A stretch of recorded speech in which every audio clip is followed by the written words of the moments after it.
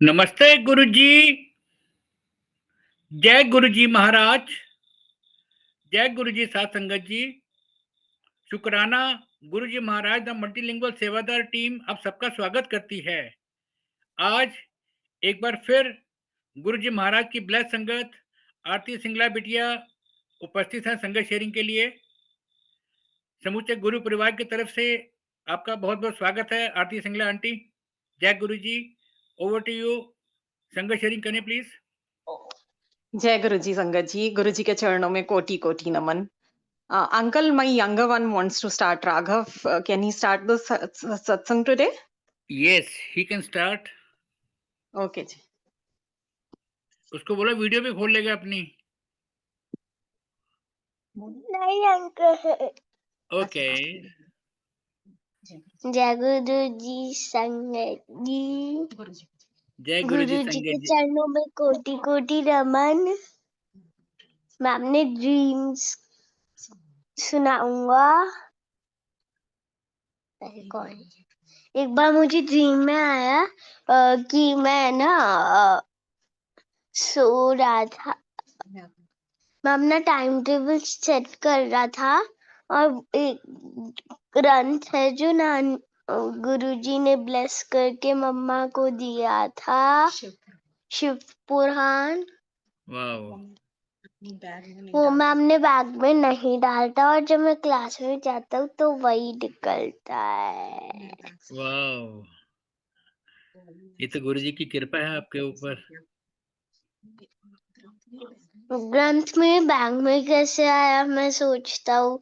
फिर मैंने उसको छोड़ दिया और साइड पे रख दिया और कुछ करने लग जाता हूँ। फिर उसका एक रेड पैकेट है वो निकलता है अपने आप से और वो ग्रंथ खुल जाता है और उसमें से गुरुजी का स्वरूप वापस बाहर निकलता है और गुरुजी मुझसे उस स्वरूप में से एक आवाज आती है कि जब तू घर जाएगा तो सीधा एम्पायर स्टेट जाइयो। तेरे को मैं विराजमान वहां दिखूंगा, सिर्फ तेरी नानी को, मम्मा को और मेरे को दर्शन दूंगा। और फिर मैंने मम्मा को बताई ये बात ड्रीम में, तो मम्मा, नानी और मैं वहां पर आ गए। तो एम्पायर स्टेट मुझे वहां पर एक आउटलाइनिंग दिखी गुरुजी के आसन पे। माथा टेकते हुए एक आउटलाइन दिखी।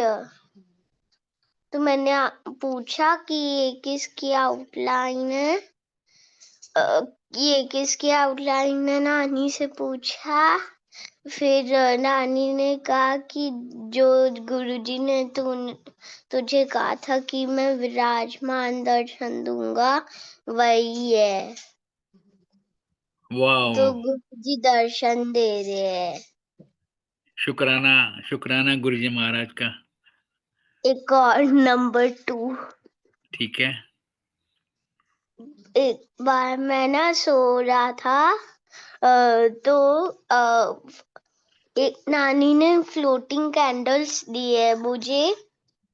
तो वो जैसे जैसे फ्लोट कर रही थी पानी में, एक सी था, जैसे जैसे उसमें फ्लोट कर रही थी वो कैंडल्स, वैसे वैसे गुरुजी के चोले बदल रहे थे और उनके दर्शन भी हो रहे थे। अच्छा नहीं, ग्रीन तो नहीं था, वाइट और पर्पल चोले में गुरुजी ने दर्शन दिए थे और एक रेड भी था। गुड। नंबर 3।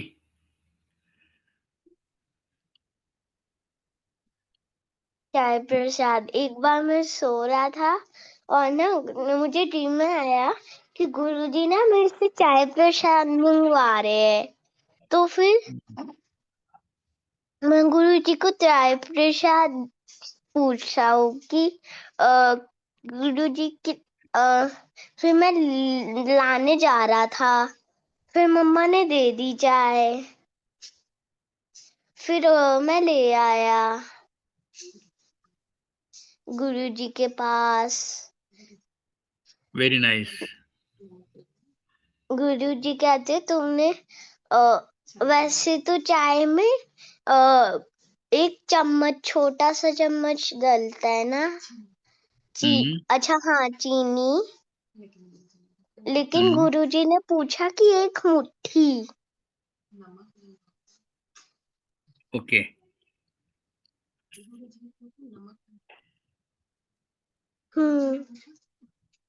गुरुजी ने पूछा नेक्स्ट। अंकल अभी ये पूरा नहीं हुआ। गुरुजी ने पूछा कि नमक डलवाए एक मुट्ठी, तो मैंने सोचा कि एक मुट्ठी नमक थोड़ी ना डलता है, एक चम्मच डलता है, चीनी डलती है। गुरुजी कहते जा नमक एक मुट्ठी डलवा के ला। तो मैंने मम्मा को जाके बोला, मम्मा गुरुजी एक मुट्ठी नमक डलवाने को कह रहे। मम्मा ने डाल दिया। फिर मैंने गुरुजी से पूछा कि एक चम्मच वो डलता है ना, एक चम्मच चीनी डलती है, एक मुट्ठी नमक थोड़ी डलती है।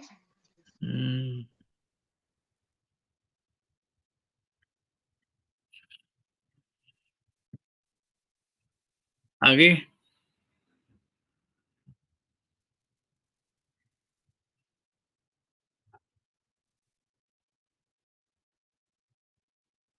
कि उसके बाद तू भी प्रसाद को टेस्ट कर। फिर मैंने टेस्ट किया, मुझे तो एकदम वो अच्छा नहीं लगता। मैं कहा गुरुजी मुझे तो अच्छा ही नहीं लगा। गुरुजी ने कहा कोई बात नहीं, प्रसाद है।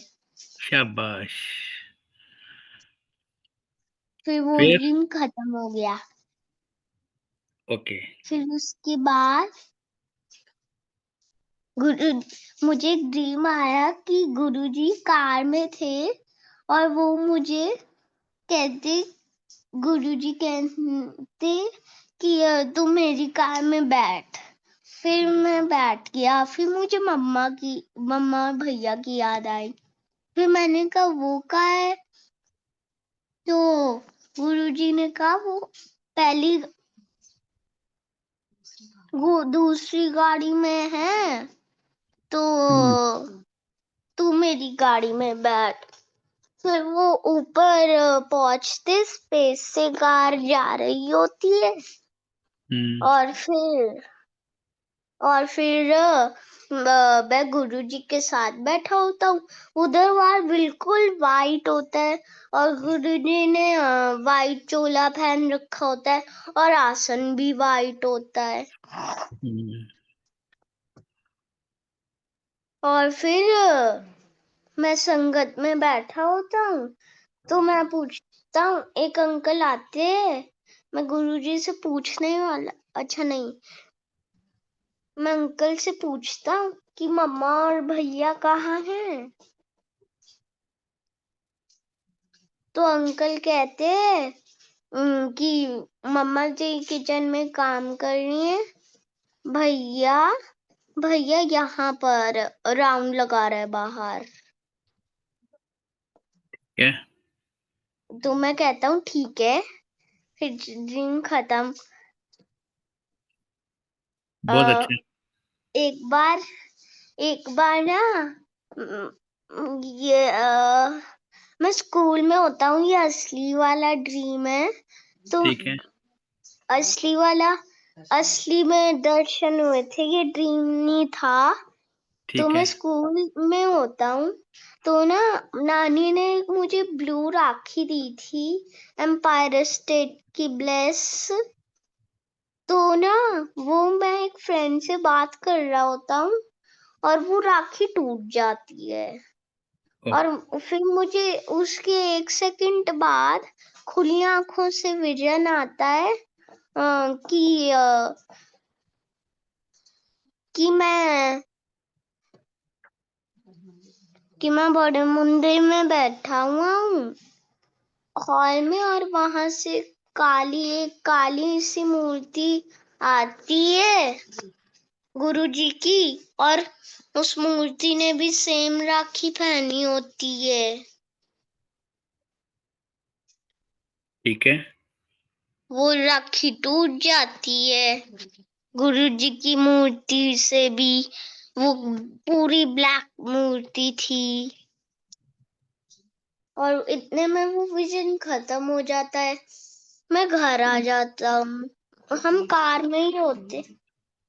मैं बीज इकट्ठे करता हूँ लंच पीरियड में। मैम कुछ नहीं कहती क्योंकि मेरा लंच होता ही नहीं है।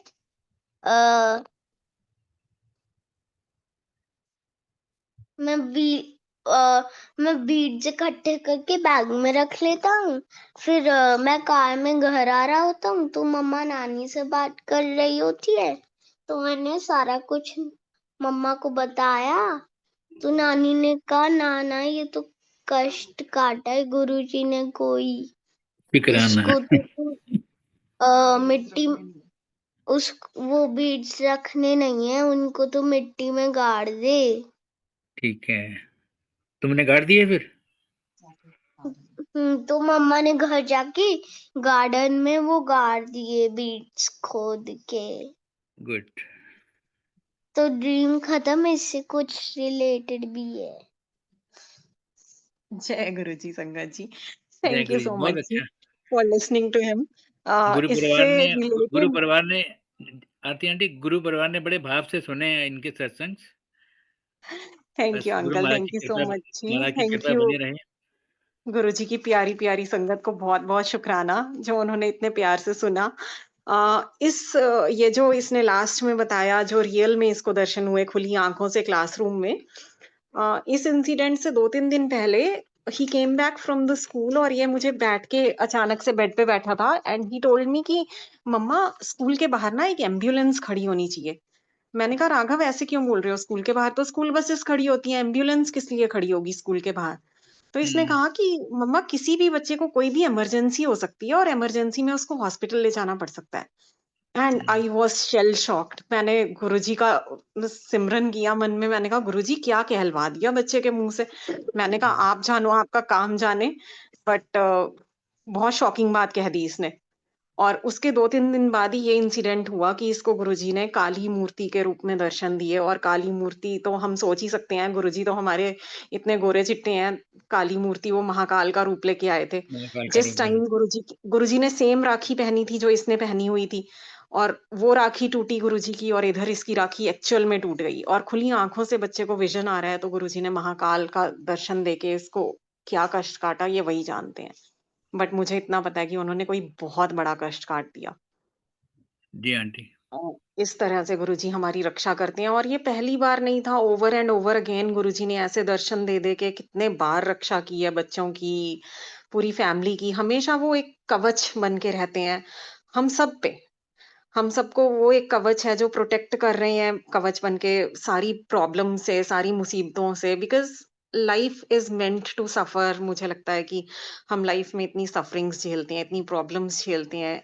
इतनी बड़ी पावर हमारे साथ है जो हर टाइम हमारी रक्षा कर रही है उन प्रॉब्लम्स से।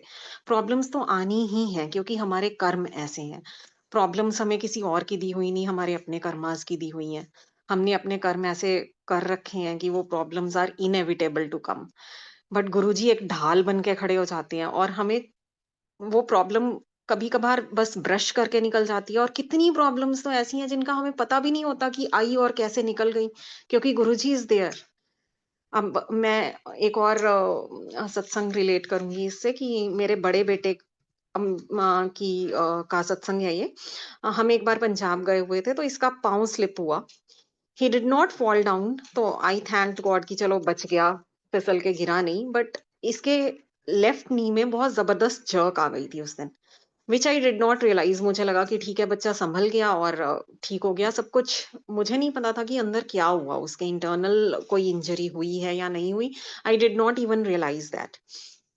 उस इंसिडेंट के 2-3 दिन बाद मैं जब सो रही थी, गुरुजी ने मुझे ड्रीम में दर्शन दिए। और वो ड्रीम क्या था कि Guruji is in Empire State, पूरी संगत लगी हुई है गुरुजी की। I am standing at the back of the hall. Guruji आसन पे बैठे हुए हैं। गुरुजी कुछ देर के बाद उठ के मेरे पास आते हैं, and I am telling something to my elder son, जैसे he is like doing something wrong, and I am trying to rectify him कि शिवम ऐसे नहीं, ऐसे करो। And suddenly Guruji gets up from his आसन, वॉक्स ओवर टू मी, और मुझे आके कहते कि मैं दिता है, मैं सामना है, तेनू की चिंता है। मतलब मैंने दिया है ये बच्चा ब्लेस करके तुझे। I will take care of him, you don't need to worry. और मैं चुप हो जाती हूँ एकदम से।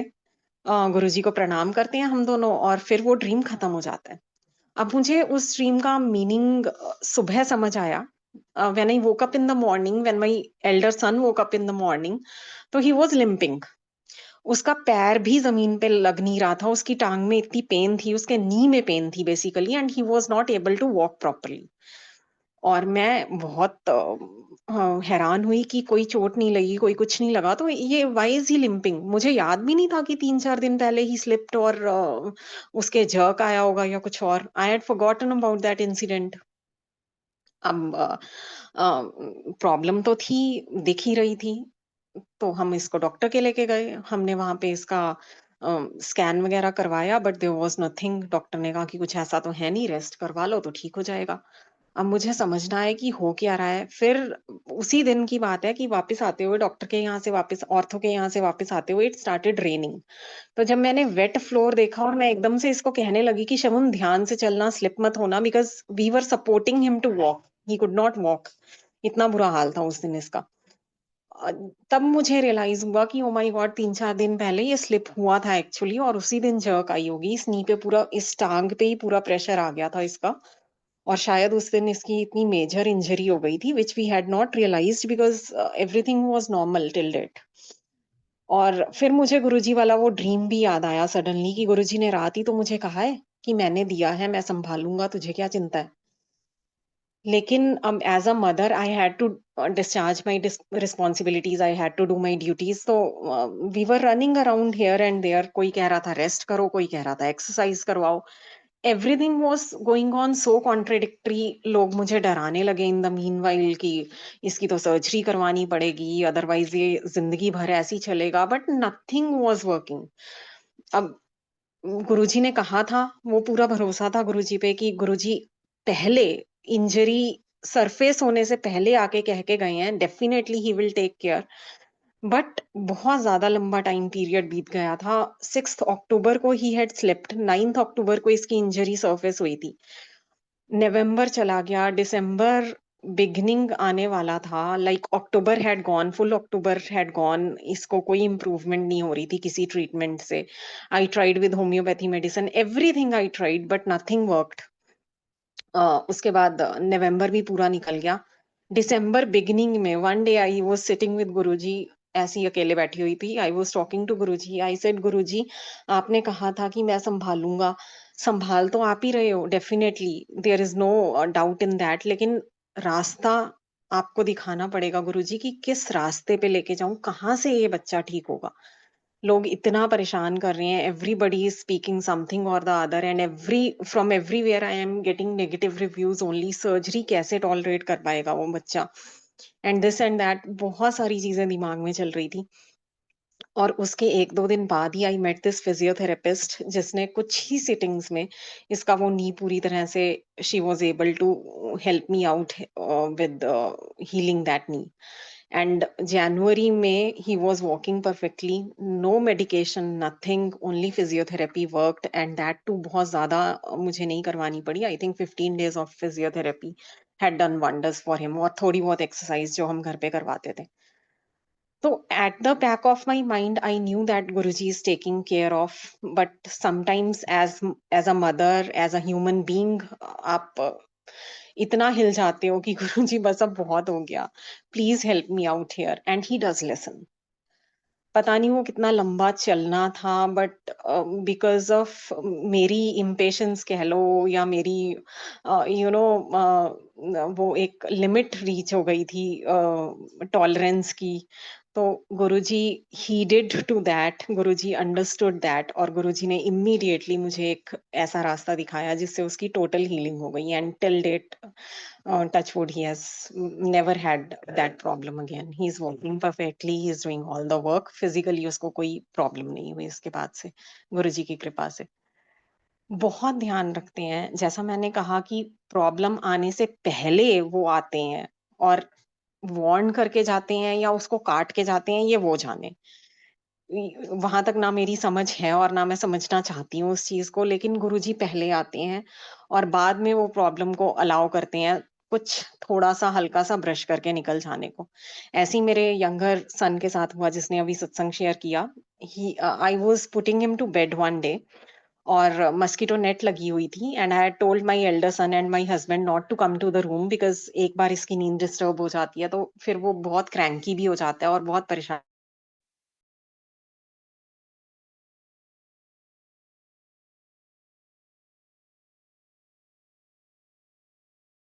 son were sleeping on the bed. Suddenly कुछ ऐसा, all the lights were off, कोई लाइट बिल्कुल नहीं थी रूम में और मैंने डोर बंद कर रखा था रूम का। Suddenly something rubbed against the net, जैसे किसी का कोई बॉडी पार्ट या कोई कपड़ा रब हुआ हो नेट के against, and I was a little annoyed। मैंने कहा कहने के बाद भी ना रूम में आ ही जाते हैं, दे नो वेरी वेल कि मैं राघव को सुला रही हूँ, then why would anybody come to the room. Sorry, it was so prominent, the rubbing against the net, that I knew कि somebody is there. और उस रबिंग के बाद my pillow sank down, जैसे किसी ने कोई अपना पैर रखा हो या अपना हाथ रखा हो उस साइड पे, and the pillow sank down. मैंने कहा अब अगर किसी ने डिस्टर्ब कर दिया ना तो अब राघव बिल्कुल नहीं सो पाएगा। So I did not move at all, मैंने अपना सर भी उठा के नहीं देखा। जब ये सो गया, 2 या 3 मिनट लगे होंगे कि he went to fast sleep, तो मैंने सोचा कि अब मैं देखती हूँ कि कौन है। मैंने सर उठा के देखा, कोई भी नहीं था वहां पे। मैं थोड़ी हैरान तो हुई, मैंने कहा मेरा पिल्लो भी दबा था, नेट के अगेंस्ट रबिंग भी हुई थी, but nobody is there. Then I went out of the room और जाके मैंने अपने हस्बैंड और बेटे को पूछा कि कौन आया था रूम में। उन्होंने कहा तेरे रूम का डोर बंद था ना, किसी ने खोला रूम का डोर। मैंने कहा हाँ यार, ये तो मैंने सोचा ही नहीं कि रूम का डोर तो खुला ही नहीं, तो फिर कैसे वो नेट के अगेंस्ट कोई रब हुआ और कैसे वो मेरा पिल्लो नीचे गया और फिर वापस नॉर्मल आ गया। तो मेरे हस्बैंड हंसने लगे, तुझे भूत प्रेत तो नहीं दिखने लगे। एंड हमने वो बात आई गई कर दी। मैंने भी ज्यादा हीड नहीं पे की उस चीज को। The very next day Raghav was running, ऐसी फ्लोर पे भाग रहा था। This is Covid time going on, what I am talking about now is Covid time. That time Raghav was 2.5 years old. He was running on the floor. Floor पे भागते भागते, ना कोई ऑब्स्ट्रक्शन थी रास्ते में, ना कुछ था, प्लेन फ्लोर था।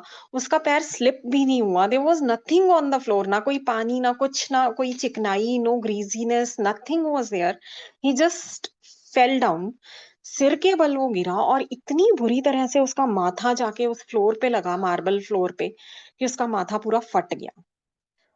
इतना बड़ा उसमें एक गैप मुझे नज़र आ रहा था कि माथा पूरा फट गया। मैंने लिटरली अपने दोनों हाथों से उसको दोनों साइड से प्रेस करके पकड़ा कि ब्लीडिंग ना हो, बट ब्लीडिंग कैसे रुकती? वो तो बहुत ज़्यादा खून ही खून निकले जा रहा था। मेरा हाथ भर गया, मैंने हैंकी उठाई, 1 सेकंड में हैंकी भर गई। मुझे समझ ना आए कि मैं क्या करूँ? और सडनली मुझे गुरुजी ने दिमाग में दिया फिटकरी यूज़ कर।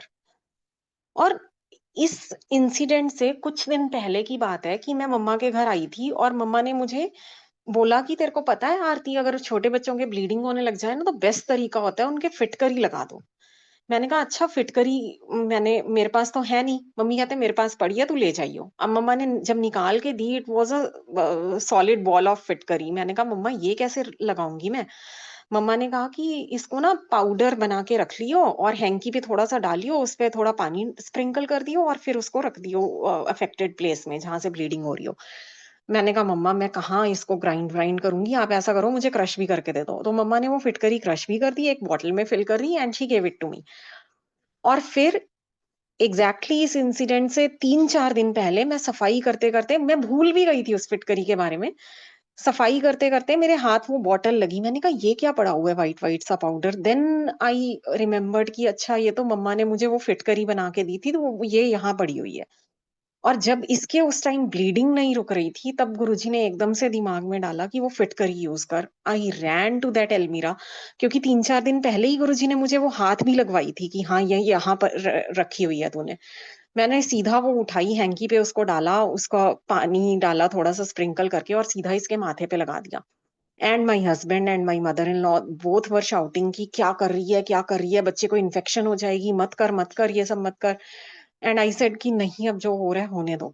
And as soon as I put it on his forehead, bleeding वहीं रुक गई और वो जो वुंड था वो ब्लूइश होना शुरू हो गया। और इमीडिएटली हमें इसको उठा के हॉस्पिटल तो जाना ही था, क्योंकि the wound was too big. जैसे ही हम हॉस्पिटल पहुँचे तो वो काफ़ी हद तक ब्लू हो गया था। वहाँ पे डॉक्टर्स वगैरह थे नहीं, क्योंकि दिस वाज़ कोविड टाइम। वहाँ पे कोई जो अटेंडेंट थे who could handle such a case, he came to me और जैसे ही उन्होंने वुंड देखा, मैंने हैंकी हटाई, उन्होंने वुंड देखा, तो ही सेड कितनी देर हो गई इस चोट को लगे? आई सेड अभी 10 मिनट पहले ही लगी है जी, जितना हमें टाइम लगा है बस ड्राइव करके यहाँ तक आने में ही लगा है, उससे ज़्यादा टाइम तो हमने वेस्ट किया ही नहीं। तो ही सेड कि ये ब्लू कैसे हो रहा है? मतलब इतना हीलिंग उसकी स्टार्ट हो गई थी कि it started turning blue. Anyway he took Raghav from me, उन्होंने कहा कि आप लोग बाहर वेट करो, आई विल हैव टू सी कि क्या है क्या नहीं है, और आप लोग शायद टॉलरेट ना कर पाओ। Raghav was shouting from inside, इसकी आवाजें मुझे आ रही थी, मम्मा कहाँ हो, मम्मा आ जाओ, मम्मा मुझे डर लग रहा है, मम्मा आ जाओ, मम्मा मुझे दर्द हो रहा है, but I could not go since he had instructed me not to come inside. इसकी आवाजें मुझे सुनाई दे रही थी and was I was doing mantra jaap continuously.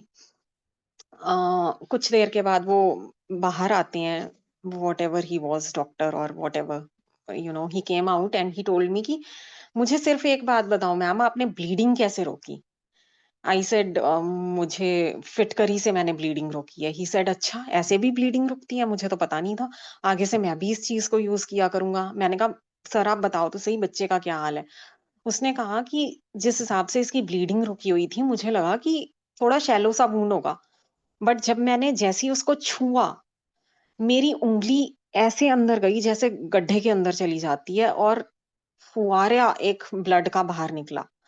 कहता 12 स्टिचेज़ आए हैं आपके बेटे के फोरहेड पे और तब जाके वो स्टिच हुआ है प्रॉपरली। कहता इतना गहरा वुंड था और इतना बड़ा वुंड था। मुझे हैरानी यही हो रही थी कि इन लोगों ने ब्लीडिंग कैसे रोक ली? मैंने कहा मैंने नहीं रोकी, गुरुजी रोकने वाले बैठे हैं। उन्होंने सबसे पहले, कितनी देर पहले गुरुजी ने वो प्रिपरेशन स्टार्ट की थी कि this day had to come, और गुरुजी कब से उसके लिए एक सीरीज ऑफ इवेंट्स मना रहे थे कि उसको कंट्रोल करने के लिए, उसको हील करने के लिए उस टाइम पे। और कैसे गुरुजी ने ये सब कुछ किया, इट वाज़ अमेजिंग। उसने हमें बहुत सारी मेडिसिन्स, प्रेस बहुत सारी नहीं, उसने पेन किलर्स लिख के दी कि आप एक स्ट्रिप तो ले ही लो, क्योंकि बच्चे को पेन तो होगी, इतना गहरा वुंड लगा है उसको। आप ये पेन किलर्स जाते हुए ले जाना। केमिस्ट शॉप बंद थी, हम लोग वो मेडिकेशन नहीं ले सके, जो पेन किलर उसने लिख के दी थी। पूरे रास्ते ये कंप्लेंट करता गया घर पहुँचने तक कि मम्मा आप क्यों नहीं आए, क्यों नहीं आए? इसके अलावा इसने कोई कंप्लेंट नहीं की। He was not crying, he was not complaining about any pain. वो बस यही कंप्लेंट थी उसकी कि आप अंदर क्यों नहीं आए? आपने मुझे ऐसे कैसे छोड़ दिया डॉक्टर के पास अकेला? मैं बहुत डरा हुआ था। Because he was too young, 2 and a half years is nothing. हम घर पहुँचते हैं, एलेक्सा लगी हुई थी हमारे रूम में। He himself told Alexa, "Alexa, ओम नमः शिवाय जाप चला दो।" And his father looked at him and he looked at me and he asked Raghav, "Raghav तुझे किसने कहा ओम नमः शिवाय का जाप चलवाने को?" He said, "मुझे किसी ने नहीं कहा, मैंने कहा है एलेक्सा को कि ओम नमः शिवाय का मंत्र जाप चला दो।" वो मंत्र जाप चलने की देर थी, विदिन 5 मिनट्स ही फेल asleep। उसके बाद सुबह उठा है ये बिल्कुल फ्रेश, इसको कोई इरिटेशन नहीं हो रही थी कि मेरे इतनी बड़ी पट्टी लगी हुई है, इसको कुछ नहीं, ही वाज़ प्रीटी नॉर्मल। हमें आधी पेन किलर की टैबलेट भी नहीं खिलानी पड़ी इसको, जबकि डॉक्टर ने हमें कहा था कि you should take a strip, क्योंकि ऑन एंड ऑफ आपको वो देनी ही पड़ेगी। इतनी मेहर गुरुजी की, इतनी कृपा। कितना बड़ा कोई कष्ट आना था ये वो जानते हैं। होना क्या था ये वो जानते हैं, मुझे नहीं पता। मुझे बस जो उन्होंने दिखाया वो मुझे समझ आई, and that time I realised कि वो कोई और नहीं था, वो गुरुजी थे जिन्होंने नेट के अगेंस्ट रबिंग मुझे रियलाइज करवाई थी और जिन्होंने मेरा पिल्लो प्रेस किया था, because he was there before the incident to bless my son. जो इस पे कष्ट आना था वो उन्होंने कितने छोटे में टाला है वो जानते हैं, but he did it all again. पहले वो आए, ब्लेस करके गए, और उसके बाद उस प्रॉब्लम को उन्होंने मुझे छूने दिया और वो प्रॉब्लम छू के निकल गई। ये हैं हमारे गुरुजी, कितनी मेहर, कितना प्यार, कौन दे सकता है? हम खुद से इतना प्यार नहीं कर सकते, मुझे कभी कभी लगता है, जितना गुरुजी हमसे प्यार करते हैं। गुरुजी के कुछ वचन शेयर करना चाहूंगी। एक्चुअली मैंने सत्संग स्टार्ट वहीं से करना था, गुरुजी के वचनों से, बट राघव ने सब कुछ चेंज करवा दिया। एनीवे, गुरुजी की इच्छा से ही होता है, जो भी होता है। गुरुजी कहते थे कि दिल्ली की धरती श्रापित है, यहाँ जो भी आता है उसका दिमाग पलट जाता है। गुरुजी कहते थे आज तक दिल्ली की धरती पे कोई महापुरुष रह नहीं पाया और ना रह पाएगा। गुरुजी आए दिल्ली को ब्लेस करने के लिए, दिल्ली वालों को ब्लेस करने के लिए। गुरुजी को पता था कि और किसी में इतनी पावर है ही नहीं जो दिल्ली में रह पाए और दिल्ली के लोगों को ब्लेस कर पाए। लेकिन गुरुजी ही हैं, क्योंकि वो अल्टीमेट भगवान है, तो वो रह पाए यहाँ पे दिल्ली में। बहुत परेशान रहे गुरुजी, बहुत लोगों के कष्ट लिए गुरुजी ने, पूरी पूरी रात गुरुजी सोते नहीं थे। गुरुजी एक उसका अ, गुरदास मान का एक सॉन्ग चलवाया करते थे, रातों को उठ उठ कर जिनके लिए रोते हैं वो अपने मकानों में आराम से सोते हैं। गुरुजी कहते थे ये गाना मैंने लिखा है, क्योंकि गुरुजी वो काम करते थे। गुरुजी रात रात भर परेशान रहते थे संगत की प्रॉब्लम्स को अपने ऊपर लेके, और हम लोग आराम से जाके अपने घरों में सो रहे होते थे उस टाइम पे। हम लोगों को चैन की नींद आए, इसके लिए गुरुजी अपने ऊपर कितनी सारी तकलीफें लेते थे, हमने अपनी आंखों से देखा। बहुत टफ टाइम होता था वो, बहुत मुश्किल होता था गुरुजी को इस तरह से देखना। लेकिन मुझे लगता है कि अ, खुशनसीब हैं हम जो हमने देखा कि भगवान किस तरह से तड़पते हैं हमारे लिए। क्योंकि एज अ पर्सन मेरे दिल में हमेशा ये डाउट रहता था, मैं सोचती थी भगवान ने हमें खिलौने बनाया है, he has made us puppets and he is playing with us all the time. हम सफर करते रहते हैं, हम तड़पते हैं, और भगवान जी को कोई फर्क नहीं पड़ता, he is enjoying playing with us. ये मेरी थिंकिंग होती थी। लेकिन जब मैंने गुरुजी को देखा, देन आई रियलाइज्ड कि how much he suffers, much more than us. हम लोगों को सुखी करने के लिए वो कितने दुख अपने ऊपर ले सकते थे, वो ही जानते हैं। और वो क्यों लें? कर्म तो हमारे हैं, लेकिन फिर भी वो उन्होंने लिए, फिर भी उन्होंने वो सब कुछ किया। गुरुजी कहते थे दिल्ली की धरती इतनी श्रापित है कि जब श्रवण कुमार दिल्ली की धरती में एंटर हुआ, वो वहां पानी लेने गया था एक नदी से, और जब वो पानी ले रहा था तो वो दिल्ली की धरती थी जहां वो एंटर हुआ। उसने पालकी फेंक दी अपने पेरेंट्स की। उसने कहा कि मैं क्यों आपका बोझ ढो रहा हूँ, मुझे नहीं ढोना ये, मैं क्यों आपका भार उठा उठा के घूम रहा हूँ। I don't have to do it all this, मेरी लाइफ इसके लिए नहीं बनी। तो श्रवण कुमार के फादर समझ गए, उन्होंने उसको कहा कि बेटा तू 10 कदम पीछे आ जा, सब ठीक हो जाएगा। तो उन्होंने बात मानी श्रवण कुमार ने, वो जैसे ही 10 कदम पीछे आए उनका दिमाग दोबारा सेट हो गया। गुरुजी कहते इतनी श्रापित है दिल्ली की धरती, यहाँ के सबका दिमाग फिर जाता है। और गुरुजी कहते थे कि गुरु से कभी जिद नहीं करनी चाहिए, कभी जिद मत करो गुरु से। गुरु को पता होता है कि तुम्हारे लिए क्या अच्छा है और क्या बुरा है। गुरुजी कहते थे तुम खूह दे डड्डू हो तुसी, पंजाबी में मतलब कुएं के मेंढक हो तुम लोग। तुम्हें लगता है कि यही सारी दुनिया है जो चार दीवारी तुम्हें दिखाई देती है, इसके बाहर कुछ है ही नहीं। गुरुजी कहते हैं मुझे तो सब कुछ दिखाई देता है, आगे पीछे ऊपर नीचे हर जगह। मेरे लिए कोई बाउंड्री नहीं है, कोई दीवार नहीं है मेरे लिए, मैं हर जगह देख सकता हूँ। इवन टेंसेस की कोई रिस्ट्रिक्शन नहीं है गुरुजी के लिए, past present future everything he can see simultaneously. He knows whatever is happening, whatever had happened and whatever will be happening। और इसके प्रूफ्स तो मैंने अभी आपको दे ही दिए कि गुरुजी पहले आके मुझे वार्न करके जाते थे, ब्लेस करके जाते थे। मुझे वो एक कॉन्डोलेंस देके जाते थे कि I am still there, you don't have to worry about anything. And then the thing used to happen. और किस तरह से वो पहले से ही प्रिपरेशन करने लगते थे उन चीजों की जो होने वाली है। And this is after Guruji had left चोला। गुरुजी के चोले में होते तो और बहुत सारे इंसिडेंट्स हैं, बहुत सारे जो मैं शायद रिकैपिचुलेट भी नहीं कर पाऊँगी एकदम से। तो इसीलिए उनके लिए कोई रिस्ट्रिक्शन नहीं है and he knows what is the best for us. He gives us the best. जब हम ज़िद कर लेते हैं, हम कभी-कभी बहुत जल्दी इम्पेशेंट हो जाते हैं। हमें समझ नहीं आता कि क्या सही है और क्या गलत है। हमें ये भी नहीं पता कि हम जो माँग रहे हैं गुरुजी से हमारे लिए वो सही है या गलत है। स्टिल हम अपनी ज़िद पकड़ के बैठ जाते हैं। तो गुरुजी ने जो सबसे पहली मुझे याद है एक स्टोरी नहीं रियलिटी सुनाई थी। गुरुजी ने कहा कि पंजाब में मेरे पास एक अंकल आते थे and he was very worried about his financial condition. He would always come and tell me कि गुरुजी पैसे की बहुत तंगी है गुरुजी, मेरी प्रमोशन करवा दो गुरुजी, जल्दी करवा दो गुरुजी। घर का गुज़ारा ऑलरेडी मुश्किल से होता है and I am on the family way, my wife is pregnant, about to deliver soon, कैसे चलेगा गुरुजी, प्रमोशन करवा दो। And Guruji would always tell him कि पेशेंस रख, मैं कर दूँगा, सब कुछ कर दूँगा, चिंता ना कर, तेनू भुक्खा नहीं रहन देऊँगा कदे। कभी गुरुजी की संगत को भूखे नहीं सोना पड़ता। गुरुजी मेक्स श्योर दैट। और इससे ज़्यादा हमें और क्या चाहिए? हम दुनिया में एक मुसाफिर की तरह आए हैं, जैसे आए हैं वैसे चले जाएँगे, खाली हाथ आना, खाली हाथ जाना। Still we are worried about so many things, पता नहीं किन फालतू की माया के जंजालों में हम फँस के क्या कुछ करते रहते हैं, क्या कुछ सोचते रहते हैं और कितने अरेंजमेंट्स करते रहते हैं। दैट इज़ ऑल फ्यूटाइल अगर हम देखें तो, but still we don't understand. तो गुरुजी ने कहा कि कोई प्रॉब्लम नहीं होने दूँगा, तू पेशेंस रख। But he would not listen to Guruji. And one day he just clenched Guruji's feet कि गुरुजी आज चरण नहीं छोड़ूँगा जब तक आप मेरी प्रमोशन नहीं करवाओगे। गुरुजी कहते जा ले फिर। Guruji gave him promotion. He got promoted. The day he was going to join his new office on the next post, he met with an accident on the way and he died on the spot. Now, when auntie went to Guruji's Sharan, Guruji told her कि aunty मैं बथेरा रोकਣ ਦੀ ਕੋਸ਼ਿਸ਼ ਕੀਤੀ ਇਹਨੂੰ ਮੈਨੂੰ ਦਿਖ ਰਿਹਾ ਸੀ ਇਹਦਾ ਕਾਲ ਆ ਰਿਹਾ ਹੈ ਮੈਂ ਉਸ ਕਾਲ ਨੂੰ ਟਾਲ ਰਿਹਾ ਸੀ ਪਹਿਲਾਂ ਮੈਂ ਇਹਦਾ ਕਾਲ ਟਾਲਦਾ ਇਹਦੀ ਲਾਈਫ ਐਕਸਟੈਂਡ ਕਰਦਾ ਫਿਰ ਮੈਂ ਇਹਨੂੰ ਸਭ ਕੁਝ ਦੇ ਦਿੰਦਾ पर इसने पेशेंस छोड़ दी।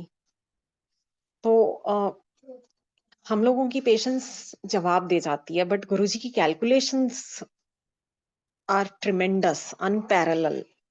गुरुजी को पता है कि किस टाइम पे क्या करना है। He was working on his life extension that time when he came and interfered और वो interference proved to be fatal for himself. तो गुरुजी उस बात से हमें यही समझाते थे कि कभी भी मेरे सामने जिद मत किया करो।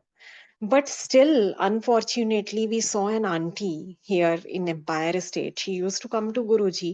उनके घर में बहुत प्रॉब्लम चल रही थी ससुराल वालों के साथ, इन लॉज के साथ। She was not going on well और उन्होंने आके गुरुजी को कहा कि गुरुजी मुझे बेबी ब्लेस कर दो गुरुजी मेरी लाइफ में बहुत डिस्टरबेंस चल रही है and I don't want this relationship to get shattered मुझे डिवोर्स नहीं चाहिए डिवोर्स तक हमारी बात पहुंची हुई है please bless me a baby baby के आने से हमारा डिवोर्स रुक जाएगा मेरा घर टूटने से बच जाएगा गुरुजी ने कहा कि तू धीरज रख सब कुछ ठीक हो जाएगा she used to come with her parents Guruji ने उनके पेरेंट्स को भी समझाया कि इसको बोलो कि थोड़ी-सी पेशेंस रखें, मैं नहीं टूटने दूँगा घर, मैं सब कुछ हैंडल कर लूँगा, मैं बैठा हूँ, सब कुछ सँभाल लूँगा, चिंता क्यों करते हो जब मैं बैठा हूँ? But again, they would not listen or that auntie would not listen. I don't know the reality, but one day again, she was very, very, you know, उन्होंने बहुत ज़िद की गुरुजी के चरण शरण में आके कि नहीं गुरुजी मुझे बेबी ब्लेस करके दो, बेबी ब्लेस करके दो। और उस दिन गुरुजी ने उनको कहा कि ठीक है तू ले फिर बच्चा तेनू बच्चा चाहिए जा फिर दिता she delivered a healthy baby girl और डिलीवरी के इमीडिएटली बाद with in 4 months she developed a severe tumour और उस ट्यूमर से फाइनली उनकी डेथ हो गई फिर वो पेरेंट्स आए कि गुरुजी हमारी बेटी के साथ ऐसा क्यों हुआ वो तो अपना घर बचाने के लिए ही बच्चे के लिए इंसिस्ट कर रही थी गुरुजी ने कहा कि मैं तब तुम्हें भी समझाता था कि मैं घर नहीं टूटने दूंगा जब मैं बैठा हूं तो तुम्हें क्या चिंता है बट तुम लोगों ने सुना ही नहीं उस टाइम पे तुम अपनी बेटी को समझाते तुमने नहीं सुना मैं उसकी पहले वही बात है कि सबसे पहले लाइफ आती है मैं उसको उसकी लाइफ को पहले एक्सटेंड करता और उसके बाद उसका सब कुछ बचा लेता बट नहीं सुना तो अब क्या कर सकते हैं? And they were so worried कि इन-लॉज़ के साथ तो बनती नहीं है, father would not accept the child, in-laws would not accept the child, और हम इस एज में इतने दुःख के बाद भी बच्चे को कैसे पालेंगे? But whatever had happened, that could not be undone. तो हमारे लिए बेस्ट है कि to trust Guruji, to have faith in Guruji. Belief एक चीज होती है, बिलीफ हम कर सकते हैं बहुत इजीली, लेकिन टू हैव ट्रस्ट इन गुरुजी कि हाँ, वो जो कर रहे हैं वो सही कर रहे हैं, और टाइम आने पे वो सब कुछ ठीक कर देंगे। इतना जिद नहीं हमें करना चाहिए कि अ, हम गुरुजी के ही डिसीजंस को ओवर रूल करने की कोशिश करें, या गुरुजी के ही डिसीजंस को ओवरराइड करने की कोशिश करें। फिर संगत जी, इसमें सरेंडर भी कहाँ हुआ? गुरुजी ने हमें एक ही बात तो बार-बार समझाई, फुल सरेंडर, फुल प्रोटेक्शन। अगर हम अपनी ज़िद्दें पकड़ के गुरुजी के सामने बैठेंगे कि गुरुजी ये ऐसे ही होना चाहिए, गुरुजी ये होना ही चाहिए, तो फिर सरेंडर कहाँ हुआ? फिर तो हम गुरुजी से सरेंडर माँग रहे हैं कि डिज़ायर्स हमारे और सरेंडर आप कर दो। You work according to us, Guruji, we will not, accept your wishes. हमें गुरुजी की विल के अगेंस्ट चलना है, that is what true surrender is. Not making Guruji, oblige us all the time. हमें पता ही नहीं है कि हम जो चीज़ माँग रहे हैं वो अच्छी है या बुरी है, तो फिर हम कैसे डिसाइड कर सकते हैं कि गुरुजी से हमें क्या माँगना है? द बेस्ट इज़ कि गुरुजी से हम यही कहें कि गुरुजी, जो आपको ठीक लगता है, जैसे आपको ठीक लगता है, वैसे हमें गाइड कर दो। You are the guiding light, हमें रास्ता दिखा दीजिए गुरुजी, और हम तहे दिल से उस पे चलने को तैयार हैं। आपका हुक्म सर आँखों पर, और हम बस इतनी शक्ति तो वो खुद ही दे देते हैं। अगर वो कोई आदेश देते हैं, तो वो इतनी शक्ति देते हैं उस रास्ते पे चलने की। तो we should look at Guruji as a guiding light. We should always ask for his guidance. हमें उनकी रोशनी माँगनी है, हमारे अंधेरे रास्तों को रोशन करने के लिए। हमारे अंधकार को दूर करने के लिए उनका प्रकाश माँगना है हमें। This is all what we need to ask from him, and he does oblige. जो चीज़ हमारे लिए हार्मफुल नहीं होती, वो हमें देते हैं, और अगर हम गुरुजी की गाइडेंस माँगेंगे, तो definitely that can not harm us in any way. तो let us seek his guidance, let us seek his approval in everything. It's not कि हम अपनी ज़िद्दें लेके बैठ जाएँ और गुरुजी को कहें कि गुरुजी, आप इनको पूरा कर दो हमेशा। Why? When we don't know what is good and what is bad, who are we to make decisions? He is the one, and he should be the one to take decisions. We should be the ones obliging. गुरुजी, कभी-कभार, बहुत कभी-कभी गुरुजी बताते थे कि गुरु से प्यार कैसे करना चाहिए, कितना कितना तुम्हारा डिवोशन होना चाहिए, कितना तुम्हारा सरेंडर होना चाहिए गुरु के चरणों में। तो गुरुजी एक स्टोरी सुनाया करते थे, शायद वो मीराबाई की स्टोरी थी या कबीरदास जी की, क्योंकि मैं उस दिन बहुत पीछे बैठी थी और एक ही बार वो स्टोरी मैंने गुरुजी के मुखारबिंद से सुनी है। गुरुजी आसन पे विराजमान थे, I was sitting far back, मुझे क्लियरली समझ नहीं आया गुरुजी ने जब वो स्टार्ट किया प्रवचन, बट मुझे उसकी जिस्ट समझ आई थी, और गुरुजी ने ये कहा था कि उनको हाथ में एक हथौड़ी दे दी और कील दे दी गई, एंड सामने वाज़ अ व्हाइट वॉल, और उनको कहा कि जाके इस दीवार में कहीं भी तुम कील ठोक दो एक। And saint Kabir ji looked at the wall all around, उन्होंने हर तरफ से उस वॉल को देखा, उसका एक एक इंच उन्होंने माइन्यूटली देखा, ऑब्जर्व किया, बट फाइनली ही सेड कि नहीं, मैं ये नहीं कर पाऊंगा, मैं ये कील इस दीवार में कहीं नहीं लगा सकता।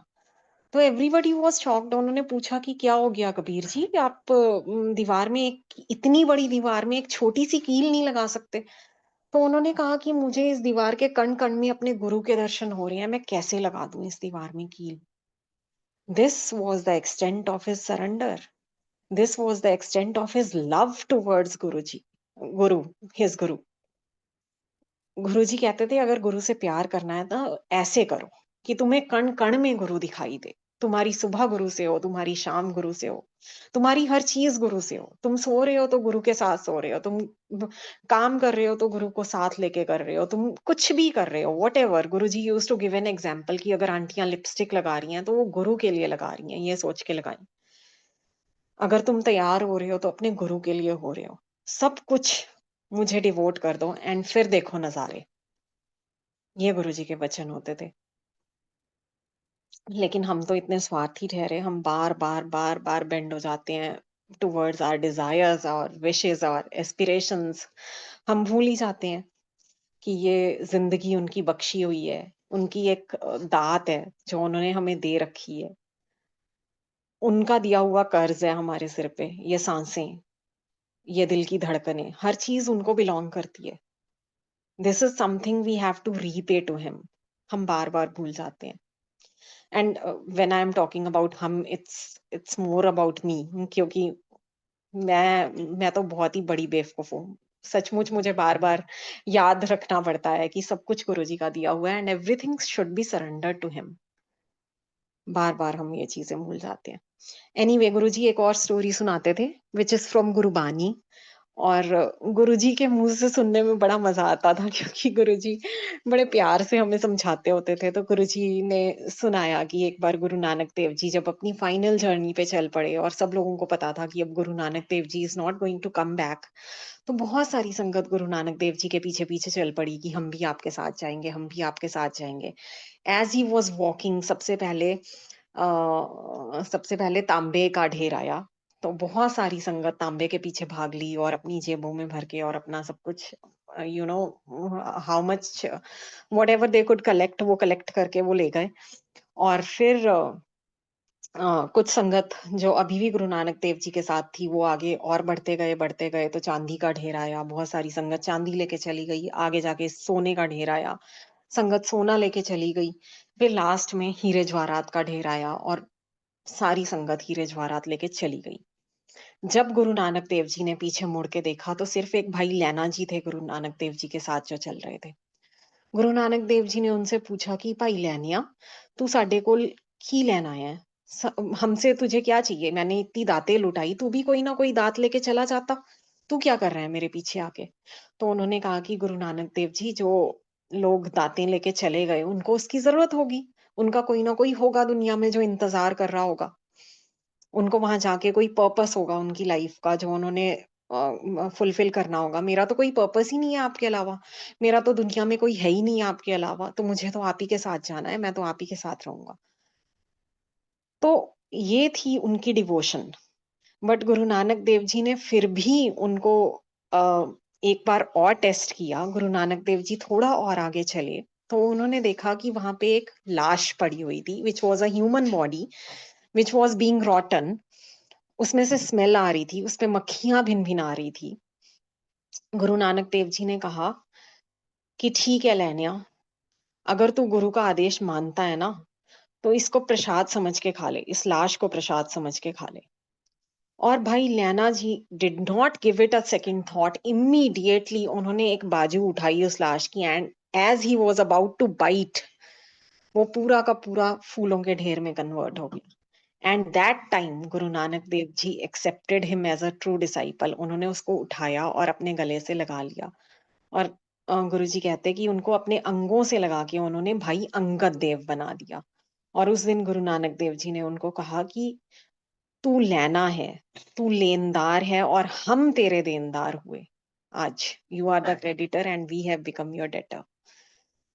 इतना प्यार उन्होंने अपने गुरु से किया। This should be the extent of your devotion towards your guru. इतना प्यार जिस दिन करोगे ना गुरु से, फिर गुरु पीछे नहीं हटते। फिर गुरु ऐसी ऐसी बातें तुम्हारी झोली में डाल देते हैं कि तुम सोच भी नहीं सकते। और हमारे गुरुजी सब कुछ करने में समर्थ हैं। He can control nature, he can control everything. Nature को कौन कंट्रोल कर सकता है? अगर हम शिव पुराण में भी पढ़ें तो नेचर को कंट्रोल करने वाले सिर्फ महाशिव हैं और कोई नेचर को कंट्रोल नहीं कर सकता, because nature is a part of माँ पार्वती। अब अर्धनारीश्वर जो भगवान का फॉर्म है वही नेचर को कंट्रोल कर सकता है, because that is half of nature and half of भगवान शिव। तो नेचर को कंट्रोल करने वाले तो महाशिव, सदाशिव, हम जो भी कहें, महाकाल, कुछ भी रूप से हम उनको पहचाने, किसी भी नाम से उनको पहचाने, बट ही इज द अवतार ऑफ लाइट, जो अल्टीमेट लाइट है, जिससे ये यूनिवर्स बॉर्न हुआ है और अल्टीमेटली जिसमें जाके ये मिल जाएगा। ही इज गुरु जी।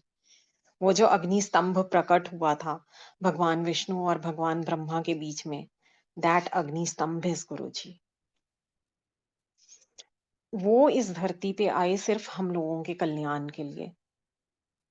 और शिव पुराण में भी ये बात जगह-जगह लिखी है कि जब धरती पे पाप बहुत ज़्यादा बढ़ जाता है, तो सफ़रिंग बहुत ज़्यादा बढ़ जाती है, क्योंकि विधाता ने विधि का विधान ही ऐसा बनाया है कि अगर पाप होगा तो सफ़रिंग होगी, अगर पुण्य होगा तो हैप्पीनेस होगी।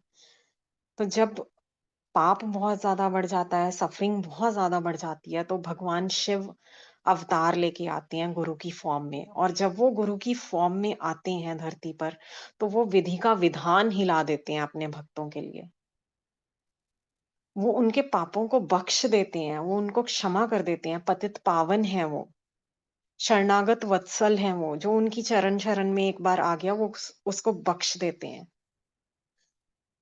तो यही है हमारे गुरुजी। हम लोग कितने लकी हैं कि हमें गुरुजी मिले हुए हैं। किसको मिलता है ऐसा तारनहारा?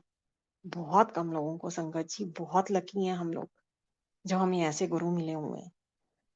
लेकिन हमारा भी कुछ फर्ज बनता है, वो हर जगह हमारे साथ आके खड़े होते हैं, हर जगह। ट्रस्ट मी, जब रे की एक लाइट भी नहीं होती तो हमारा साया भी हमारा साथ छोड़ देता है। For a shadow to form there should be at least one ray of light. जब वो भी नहीं होता ना, जिंदगी में इतना अंधेरा हो जाता है कि कहीं कुछ नजर नहीं आ रहा होता, तब भी गुरुजी हमारा हाथ नहीं छोड़ते, तब भी गुरुजी हमारा साथ नहीं छोड़ते, and he has proven it to me over and over again. जब कोई रास्ता नहीं दिखता, तब भी गुरुजी हाथ पकड़ के हमें उस अंधकार से निकालते हैं। वो कभी नहीं छोड़ते। हम भूल जाते हैं गुरुजी को बुलाना, लेकिन गुरुजी हमें कभी नहीं भूलते। तो let us pray at his चरण शरण की गुरुजी हमारा हाथ कभी मत छोड़ना और हमें अपने रास्ते पे चलाना, ताकि हम भी इन रिटर्न आपको खुशियां दे सके। वो किस लिए आए इस धरती पे, किस लिए उन्होंने इतनी सफरिंग्स सफर की? सिर्फ हम लोगों को खुशियां देने के लिए, just to make us happy. उनका एक ही पर्पस था कि तुम लोग खुश रहो। हर चीज उन्होंने हमें दी इसके लिए। हमें भी तो सोचना, हमारा भी तो फर्ज बनता है कि हम भी सोचें अपने गुरु क्यों सफरिंग्स दें हम। पाप हमारे क्यों हैं, सफर वो कर रहे हैं किस लिए? हमारे लिए।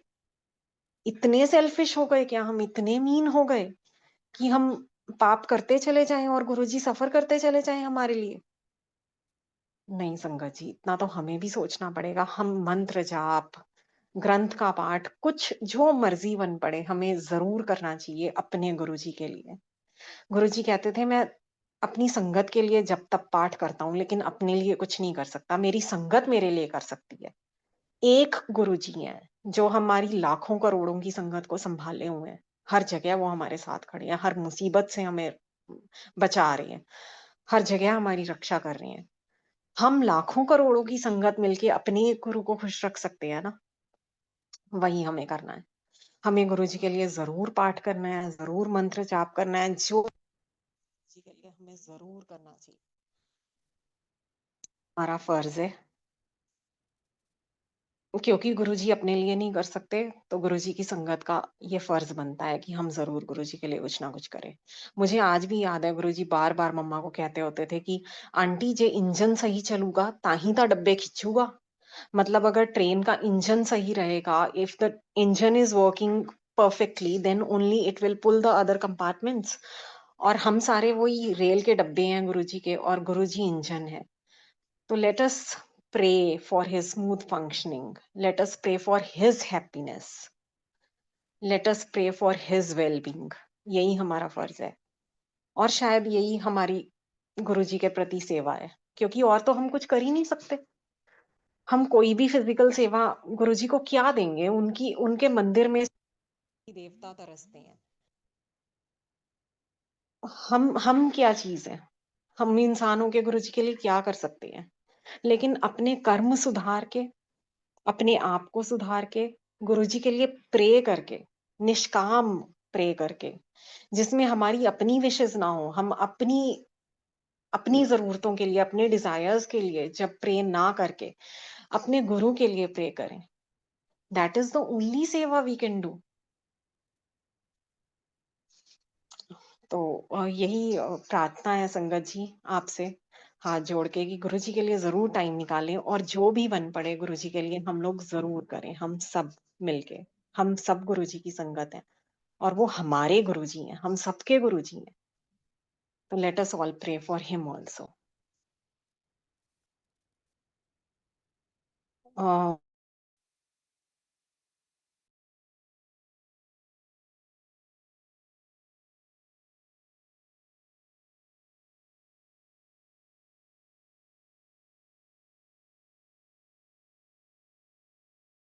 से बैठे हुए थे बैक लगा के। बहुत कम संगत थी, लंगर हो चुका था, मोस्टली संगत को गुरुजी आज्ञा दे चुके थे घर जाने की। थोड़ी-सी संगत बैठी हुई थी and we were all scattered. Empire Estate के बड़े से हॉल में हम 10-12 लोग स्कैटर होके बैठे हुए थे। Nobody was sitting with anybody. Suddenly the earth started shaking और शैंडिलियर जो ऊपर एम्पायर स्टेट में लगा हुआ था लेफ्ट टू राइट झूलने लगा and we were almost missing our balance और सारी संगत देखने लगी कि किस चीज की सपोर्ट ले। अब सारे हॉल में बैठे थे बट दूर दूर बैठे थे तो we could not even hold each other, तो हम थोड़ा घबरा भी गए। गुरुजी आराम से बैठे हुए हैं अपने आसन पे। जितनी देर वो शेकिंग गुरुजी ने करवानी थी वो हुई और उसके बाद सडनली गुरुजी ने बैक अपनी आगे को ली। गुरुजी सेट अप, जो आराम से रिलैक्स्ड मोड में बैठे हुए थे, थोड़ा अलर्ट होके बैठे गुरुजी और गुरुजी ने पूछा, "की हो गया? कुछ आल आ गया? Is it an earthquake?" और ये कह के गुरुजी ने अपना एक चरण, एज आई सेड कि गुरुजी पालथी लगा के आसन पे विराजमान थे, गुरुजी ने अपना एक चरण नीचे उतारा। उस चरण के अंगूठे की टिप से गुरुजी ने धरती को छुआ।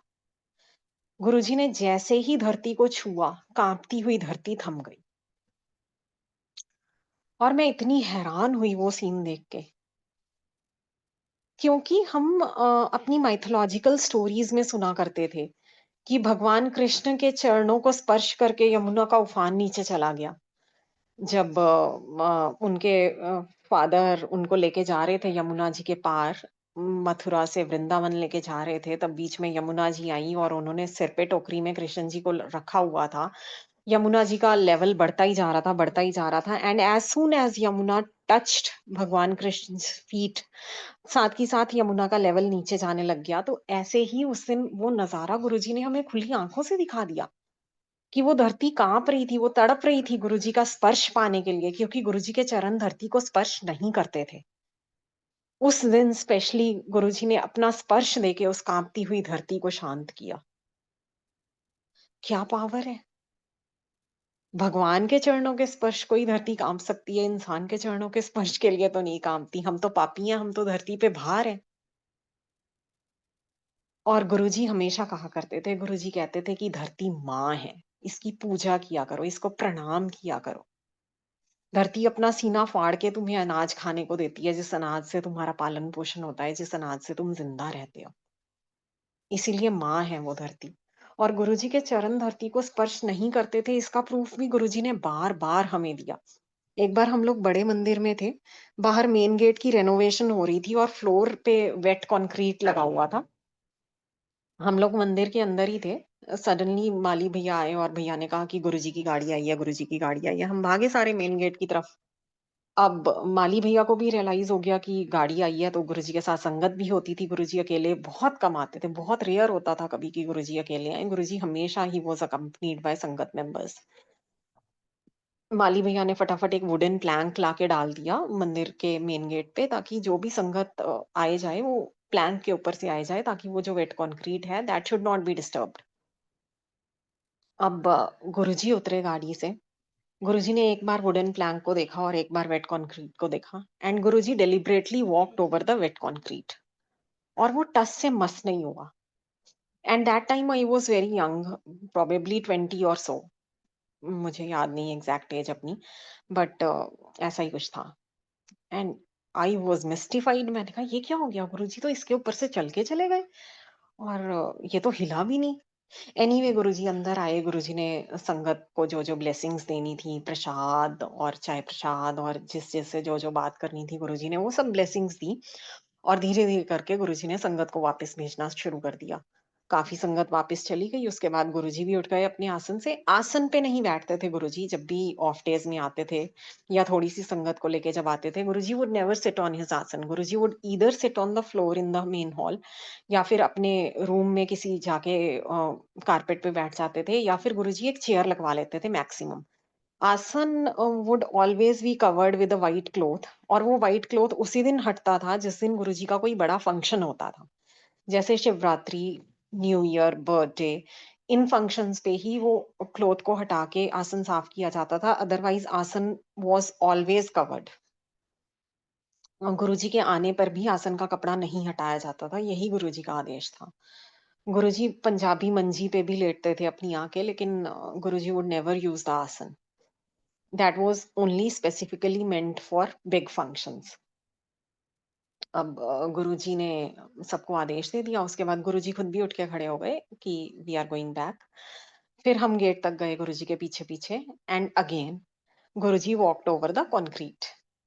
अब गुरुजी तो चले गए, म मेरी कुछ एज भी ऐसी थी and then I was too curious also sort of क्या कहूँ?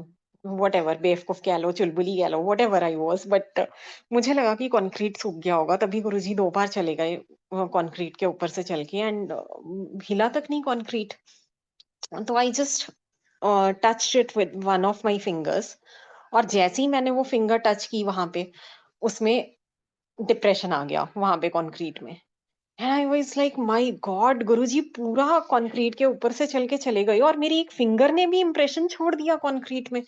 And suddenly one dog came running और वो डॉग उसके ऊपर से चल के चला गया और उसके पूरे पॉज़ के निशान उस कंक्रीट पे पड़ गए। Imagine the weight of a dog and the weight of a fully built human body. कितना डिफरेंस है। The human body should have left much more impression on that wet concrete but क्योंकि गुरुजी के चरण धरती से लगते ही नहीं थे, that is why he floated over that concrete. उस दिन मुझे समझ आया, लेकिन फिर भी गुरुजी इतने कैजुअली रहते थे कि हम नहीं रियलाइज कर पाते थे। अच्छा, over and over again Gurbani में ये शब्द आता था कि गुरु के चरणों की धूल से तुम्हारे जन्म जन्मांतर सुधर जाते हैं, तुम सैल्वेशन पा सकते हो, तुम्हें मोक्ष मिल सकता है गुरु के चरणों की धूल अगर मिल जाए। तो मुझे भी बड़ा मोटिवेशन होता था कि किसी दिन तो मुझे गुरु जी के चरणों की धूल मिल जाए। गुरु जी ने बहुत सेवा दी, चरणों की भी काफी सेवा दी। एम्पायर स्टेट में गुरु जी रात लेट तक रोकते थे, सुबह तक भी रोकते थे। उस टाइम चरण सेवा करने को मिलती थी, बट मैं ये सोचती थी कि गुरुजी के चरणों पे तो धूल का मतलब ही नहीं हो सकता ना। गुरुजी वाज ऑलवेज इन सॉक्स और जूती भी पहनी होती थी गुरुजी ने मोस्ट ऑफ द टाइम्स, या फिर स्पोर्ट्स शूज में होते थे। तो गुरुजी के चरण तो बिल्कुल ही ऐसे हमेशा ही साफ होते थे, तो गुरुजी के चरण से तो चरण की धूल नहीं मिल सकती। मुझे यही लगता था कि किसी ना किसी दिन मुझे गुरुजी के शू के नीचे नीचे से जरूर मिल जाएगा, कुछ ना कुछ मौका मिलेगा, तो मैं जरूर कोशिश करूंगी कि मुझे गुरुजी के शू में से कुछ मिल जाए, नीचे वाले पार्ट में से। तो ऐसी एक दिन बहुत स्ट्रॉन्ग ये फीलिंग आ रही थी एंड वी वर इन बड़े मंदिर और मैं गुरुजी का रेड रूम साफ कर रही थी। गुरुजी की कार बड़े मंदिर के मेन गेट से सीधा अंदर जाती थी और बेसमेंट में एक कार पार्किंग बनी हुई थी गुरुजी की। उसी में जाके सीधा कार पार्क होती थी और गुरुजी उसी बेसमेंट की स्टेयर्स से ऊपर आते थे and that staircase used to open in one of the red rooms जो म्यूजिक सिस्टम वाले रूम से कनेक्टेड था। फिर वहीं से गुरुजी बाहर आते थे बड़े फंक्शंस में। तो गुरुजी कार पार्किंग से निकलते थे, स्टेयर्स से ऊपर आते थे रेड रूम में, रेड रूम से होते हुए म्यूजिक सिस्टम वाले रूम में, म्यूजिक सिस्टम वाले गेट से फिर गुरुजी मेन हॉल में आते थे, जो गुरुजी के आसन के जस्ट पास था वो डोर। तो मैं रेड रूम की सफाई कर रही हूँ ब्रश लेके और साथ-साथ सोच रही हूँ कि अगर गुरुजी आ जाएँ, काश मुझे गुरुजी के चरणों से कुछ ना कुछ आज मिल जाए, क्योंकि कुछ ना कुछ तो होगा जो मुझे मिल जाएगा। मैं अच्छे से साफ कर देती हूँ ये रूम ताकि इसमें पहले वाली धूल-मिट्टी ना रहे और बाई चांस गुरुजी आ गए तो मुझे गुरुजी के चरण की धूल मिल जाए। अब मैं यही सोचते-सोचते ब्रश चलाए जा रही हूँ और गुरुजी तो इतनी जल्दी तुम्हारी इच्छाएँ पूरी करते हैं, स्पेशली वो इच्छाएँ जिनमें कोई हार्म नहीं होता, एज़ आई सेड। तो जैसे ही मैं रूम की सफाई खत्म कर ही रही थी, इतने में शोर मच गया, गुरुजी आ गए, गुरुजी आ गए। आई वाज़ तो at the top of the world कि वाओ! गुरुजी आपने मेरी तो इच्छा पूरी कर दी। आप आ गए, जो मैं चाहती थी वही हो गया। अब गुरुजी सीधा अपने शूज समेत उसी रेड रूम में जाके बैठे जिस रेड रूम की सफाई मैं कर रही थी और ये सब कुछ सोच रही थी। इतना प्यार देते हैं ना, इतनी एक-एक छोटे-छोटे भाव को वो समझते हैं और वो इच्छाएँ पूरी कर देते हैं आपकी। इतनी हैरानी होती है कि गुरुजी कैसे करते हैं ये सब कुछ, लेकिन करते हैं वो। गुरुजी जाके वहीं पे विराजमान हुए, सारी संगत अपने शूज़ वगैरह उतार के आई बाद में और मैं बड़ी खुश हो रही हूँ। मैंने कहा वाह! गुरुजी तो शूज़ समेत आ गए, आज तो मुझे डेफ़िनेटली कुछ ना कुछ मिल जाएगा। अच्छा लो गुरुजी ने संगत को आज्ञा दी, सारी संगत वापस चली गई, गुरुजी भी चले गए। उसके बाद तो जी मैंने ब्रश उठाया दोबारा से और मैंने literally I licked that carpet of कि मुझे गुरुजी के चरणों की धूल का कोई एक कण मिल जाए। ट्रस्ट मी, मुझे कुछ नहीं मिला, कुछ नहीं। फिर again that thing came to my mind कि गुरुजी के चरण अगर धरती को स्पर्श करेंगे तभी तो मुझे कुछ मिलता, जब वो चलते ही नहीं है धरती पे तो कैसे मिलेगा मुझे? सब कुछ गुरुजी की इच्छा पे निर्भर करता है। वो पहले ही कहते थे कि मेरी फिजिकल बीइंग से अटैच मत हो, don't get attached to my physical being. मैं आज हूँ, कल नहीं हूँ। You should be attached to my soul. अगर प्यार करना है तो मुझसे सोल फॉर्म में प्यार करो, मेरे निराकार रूप से प्यार करो, मेरे साकार रूप से नहीं। तो वही चीजें गुरुजी बार-बार रीइंस्टेट करते थे कि don't get stuck into all these materialistic things कि हाँ, कुछ फिजिकल मिल गया तुम्हें तो you are taking it as prasad और ये सब कुछ। अल्टीमेटली तो गुरुजी की ब्लेसिंग्स हैं जो काम कर रही हैं हर जगह, हर जगह। अगर आप दिल से ये सोच रहे हो कि मुझे चरणों की धूल चाहिए, तो क्या क्या वो गुरुजी नहीं देंगे? ज़रूर देंगे, लेकिन किस फ़ॉर्म में देनी है, दैट गुरुजी विल डिसाइड। वो आपको ऐसे कोई धूल का कण नहीं दे देंगे कि हाँ, आपको ये दे दिया और दैट इज़ योर प्रसाद। वो अपने हिसाब से, अपने तरीके से देंगे वो आपको। वो कैसे देना है, वो उनका डिपार्टमेंट है, हमारा नहीं। We just have to ask for whatever we want. As I said कि मैं तो बहुत ही ज़्यादा स्वार्थी हूँ, मैं तो बार-बार भूल जाती हूँ कि हमें माँगना नहीं है गुरुजी से, but still I keep craving for things. तो अंकल अभी टाइम है ना? जय गुरु जी। अभी तो आधा टाइम हुआ है आपका। अच्छा, अच्छा, थैंक यू अंकल। ओके। अब मैं तो अपनी बेवकूफ़ियाँ ही बता सकती हूँ। मैंने क्योंकि बहुत ज़्यादा ही की हैं, सबसे ज़्यादा बेवकूफ़ मैं ही थी, गुरुजी की संगत में मैं ही हूँ और मुझे लगता है मैं ही रहूँगी। तो मैं एक और बेवकूफ़ी बताती हूँ आपको। गुरुजी के माताजी ने जब शरीर छोड़ा था, तो उसके बाद गुरुजी अ, की भी तबीयत थोड़ी काफ़ी मतलब खराब रहती थी और गुरुजी थोड़ा अवॉइड करते थे कि संगत आए और स्पर्श करे चरण। तो गुरुजी का आदेश हो गया था कि संगत दूर से ही माथा टेक के मुझे चली जाए। माताजी से पहले 7 डेज़ अ वीक संगत हुआ करती थी। Guruji used to sit all the 7 days in a week. हमें रोज़ गुरुजी के दर्शन मिलते थे, लेकिन माताजी के बाद गुरुजी ने पहले 3 डेज़ अ वीक किया, फ्राइडे, सैटरडे, संडे। फिर गुरुजी ने 4 डेज़ अ वीक कर दिया था, थर्सडे, फ्राइडे, सैटरडे, संडे। अब उन दिनों में हमें गुरुजी के दर्शन तो हो जाते थे, लेकिन गुरुजी का स्ट्रिक्ट आदेश था कि लंगर करने के बाद तुम बाहर से हाथ धो के बाहर से ही निकल जाओगे मुझसे आज्ञा लेके, मेरे पास कोई नहीं आएगा। सो मच सो कि गुरुजी जब लास्ट संगत लंगर करके उठती थी, तो गुरुजी दरवाज़ा बंद करवा देते थे हॉल का एम्पायर एस्टेट में। Then we used to go out, we used to get our hands washed और फिर वहीं से हमें निकलने की आज्ञा थी। What most we could do is कि जो बंद दरवाज़ा था उसके बाहर से हम प्रणाम कर सकते थे गुरुजी को, इससे ज़्यादा तो कुछ नहीं, जो एम्पायर स्टेट का फ्रंट यार्ड है वहाँ से प्रणाम कर सकते थे गुरुजी को। तो अब वन डे आई सॉ कि हमने लंगर किया और जब हम बाहर जाने लगे तो गुरुजी भी अपने आसन से उठे और गुरुजी जाके अपने रूम के अंदर दरवाज़ा बंद कर लिया गुरुजी ने अपने रूम के अंदर जाके। अब मैं आई बाहर, मैंने हाथ धोए और मैं वापस गई फ्रंट यार्ड में, क्योंकि गुरुजी के रूम का भी दरवाज़ा बंद था और एम्पायर स्टेट के मेन हॉल का भी दरवाज़ा बंद था और मैं प्रणाम कर रही हूँ और मेरे दिमाग में एक डाउट चल रहा है अगेन। इतना सब कुछ होने के बाद भी sangat ji, imagine the extent of my बेवकूफ़ी कि मेरे दिमाग में डाउट चल रहा है कि गुरुजी, आपको कैसे पता कि बाहर से कौन-कौन प्रणाम करके जा रहा है आपको? अब मैं ये सोचते-सोचते आँखें बंद करती हूँ और जैसे ही मैं माथा टेकती हूँ गेट के बाहर, मैंने सोचा गुरुजी 2 दरवाज़े हैं, इस टाइम पे हम दोनों के बीच में, एक पूरा हॉल है। अगर मैं सोचूं फिजिकली, आपको क्या पता कि मैं आपको बाहर से प्रणाम कर रही हूँ, ये थॉट चल रहा था मेरे दिमाग में और मैं माथा टेक रही हूँ गुरुजी को। मैंने जैसी आंखें बंद की, मुझे एक विजन आया। वो विजन था कि मुझे गुरुजी के नेक तक का पोर्शन दिखाई दिया and Guruji is looking towards the left, left word tilted face है गुरुजी का एंड नेक तक का vision. And I got shocked. मैंने कहा, ओ माय गॉड, गुरुजी ने मेरे को आंसर दे दिया कि तू क्या सोच रही है, तू कहीं भी से भी माथा टेकेगी तो वो पहुंचना तो मुझ तक ही है ना। आई डोंट नो कि कौन माथा टेक रहा है। ये क्वेश्चन कर रही है तू मुझसे कि मुझे कैसे पता चलेगा। I know everything, I am everywhere. जैसे ही वो विजन आया गुरुजी के फेस वाला, तो मैंने एकदम डर के मारे आंखें खोल दी। मैंने अपना माथा जो टेक रही थी वो प्रोसेस पूरा नहीं किया क्योंकि आई गॉट स्केर्ड कि गुरुजी को मेरा ये थॉट पता चल गया और गुरुजी ने उसका आंसर दिया मुझे। उसके बाद मैंने अपना दिमाग ब्लैंक कर लिया बिल्कुल।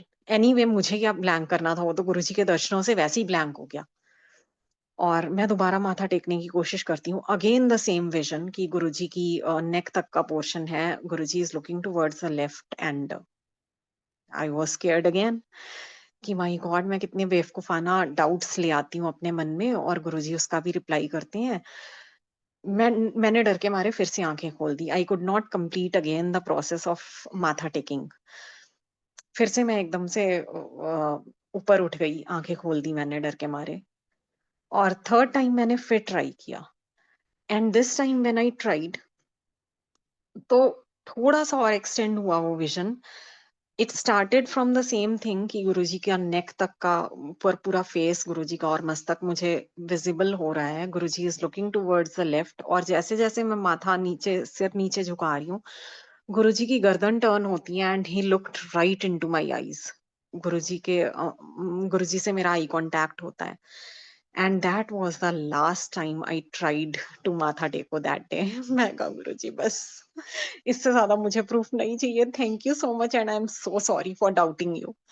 और मैं भागी भागी कार में आ गई और मैंने सबको आगे बताया। मम्मी पापा भी दे वर सो डिसअपॉइंटेड कि इतना कुछ गुरुजी ने दिखा दिया, इतने दर्शन करवाए हैं, इतना सब कुछ किया है, still you doubt Guruji. I said पता नहीं कैसे कोई ना कोई डाउट कहीं ना कहीं से क्रीप इन हो जाता है और उसका आंसर गुरुजी किस तरह से देते हैं, कितनी sincerely he listens to all these small small things and he replies to all. किसी भी मंदिर में, हम मंदिरों में विजिट करते हैं अक्सर, कहीं से इतने इंस्टेंट रिप्लाईज नहीं आते जैसे गुरुजी के पास आते हैं। इतनी जल्दी गुरुजी रिप्लाई करते हैं और एक ऐसा रिप्लाई देते हैं कि आपका दिमाग सेट हो जाता है उसी समय। आप समझ जाते हो कि हाँ, this is what it is, he is looking at you all the time.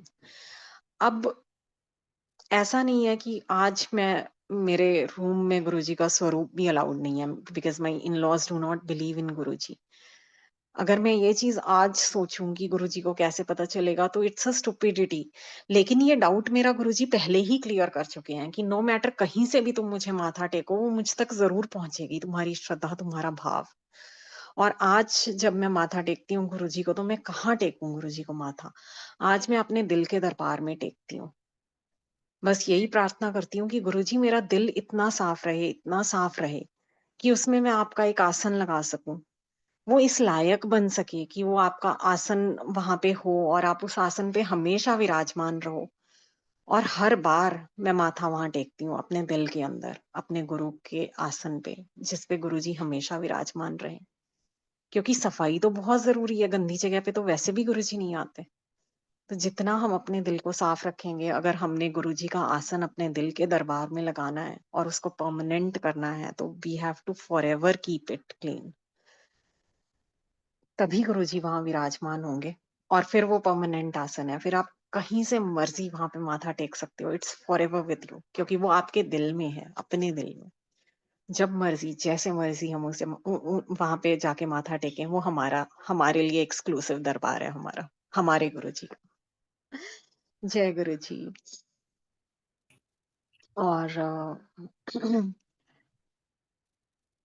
और जैसे जैसे गुरुजी लाइफ के सर्कमस्टेंसेस को चेंज करते हैं, वैसे वैसे गुरुजी तुम्हें एडजस्ट होने की भी हिम्मत देते हैं। हमारी पूरी फैमिली की लाइफ गुरुजी की बख्शी हुई है, पूरी फैमिली की लाइफ। सबको गुरुजी ने अलग अलग लाइफ बख्श रखी है। मेरे ब्रदर की ऑलमोस्ट डेथ हो गई थी। The Yamdoot had come to take him. और किस तरह से गुरुजी ने बीच में इंटरवीन किया, उसकी सोल को यमदूत से पकड़ा एंड वापस ही pushed it back into my brother's body. वो सत्संग काफी बार मम्मी शेयर कर चुकी हैं। मेरी मम्मा को गुरुजी ने न्यू लाइफ दी। मम्मा का नेम चेंज किया गुरुजी ने और कहा कि तेनू नमा जन्म दिता है, तेनू न्यू लाइफ दी है मैं aunty.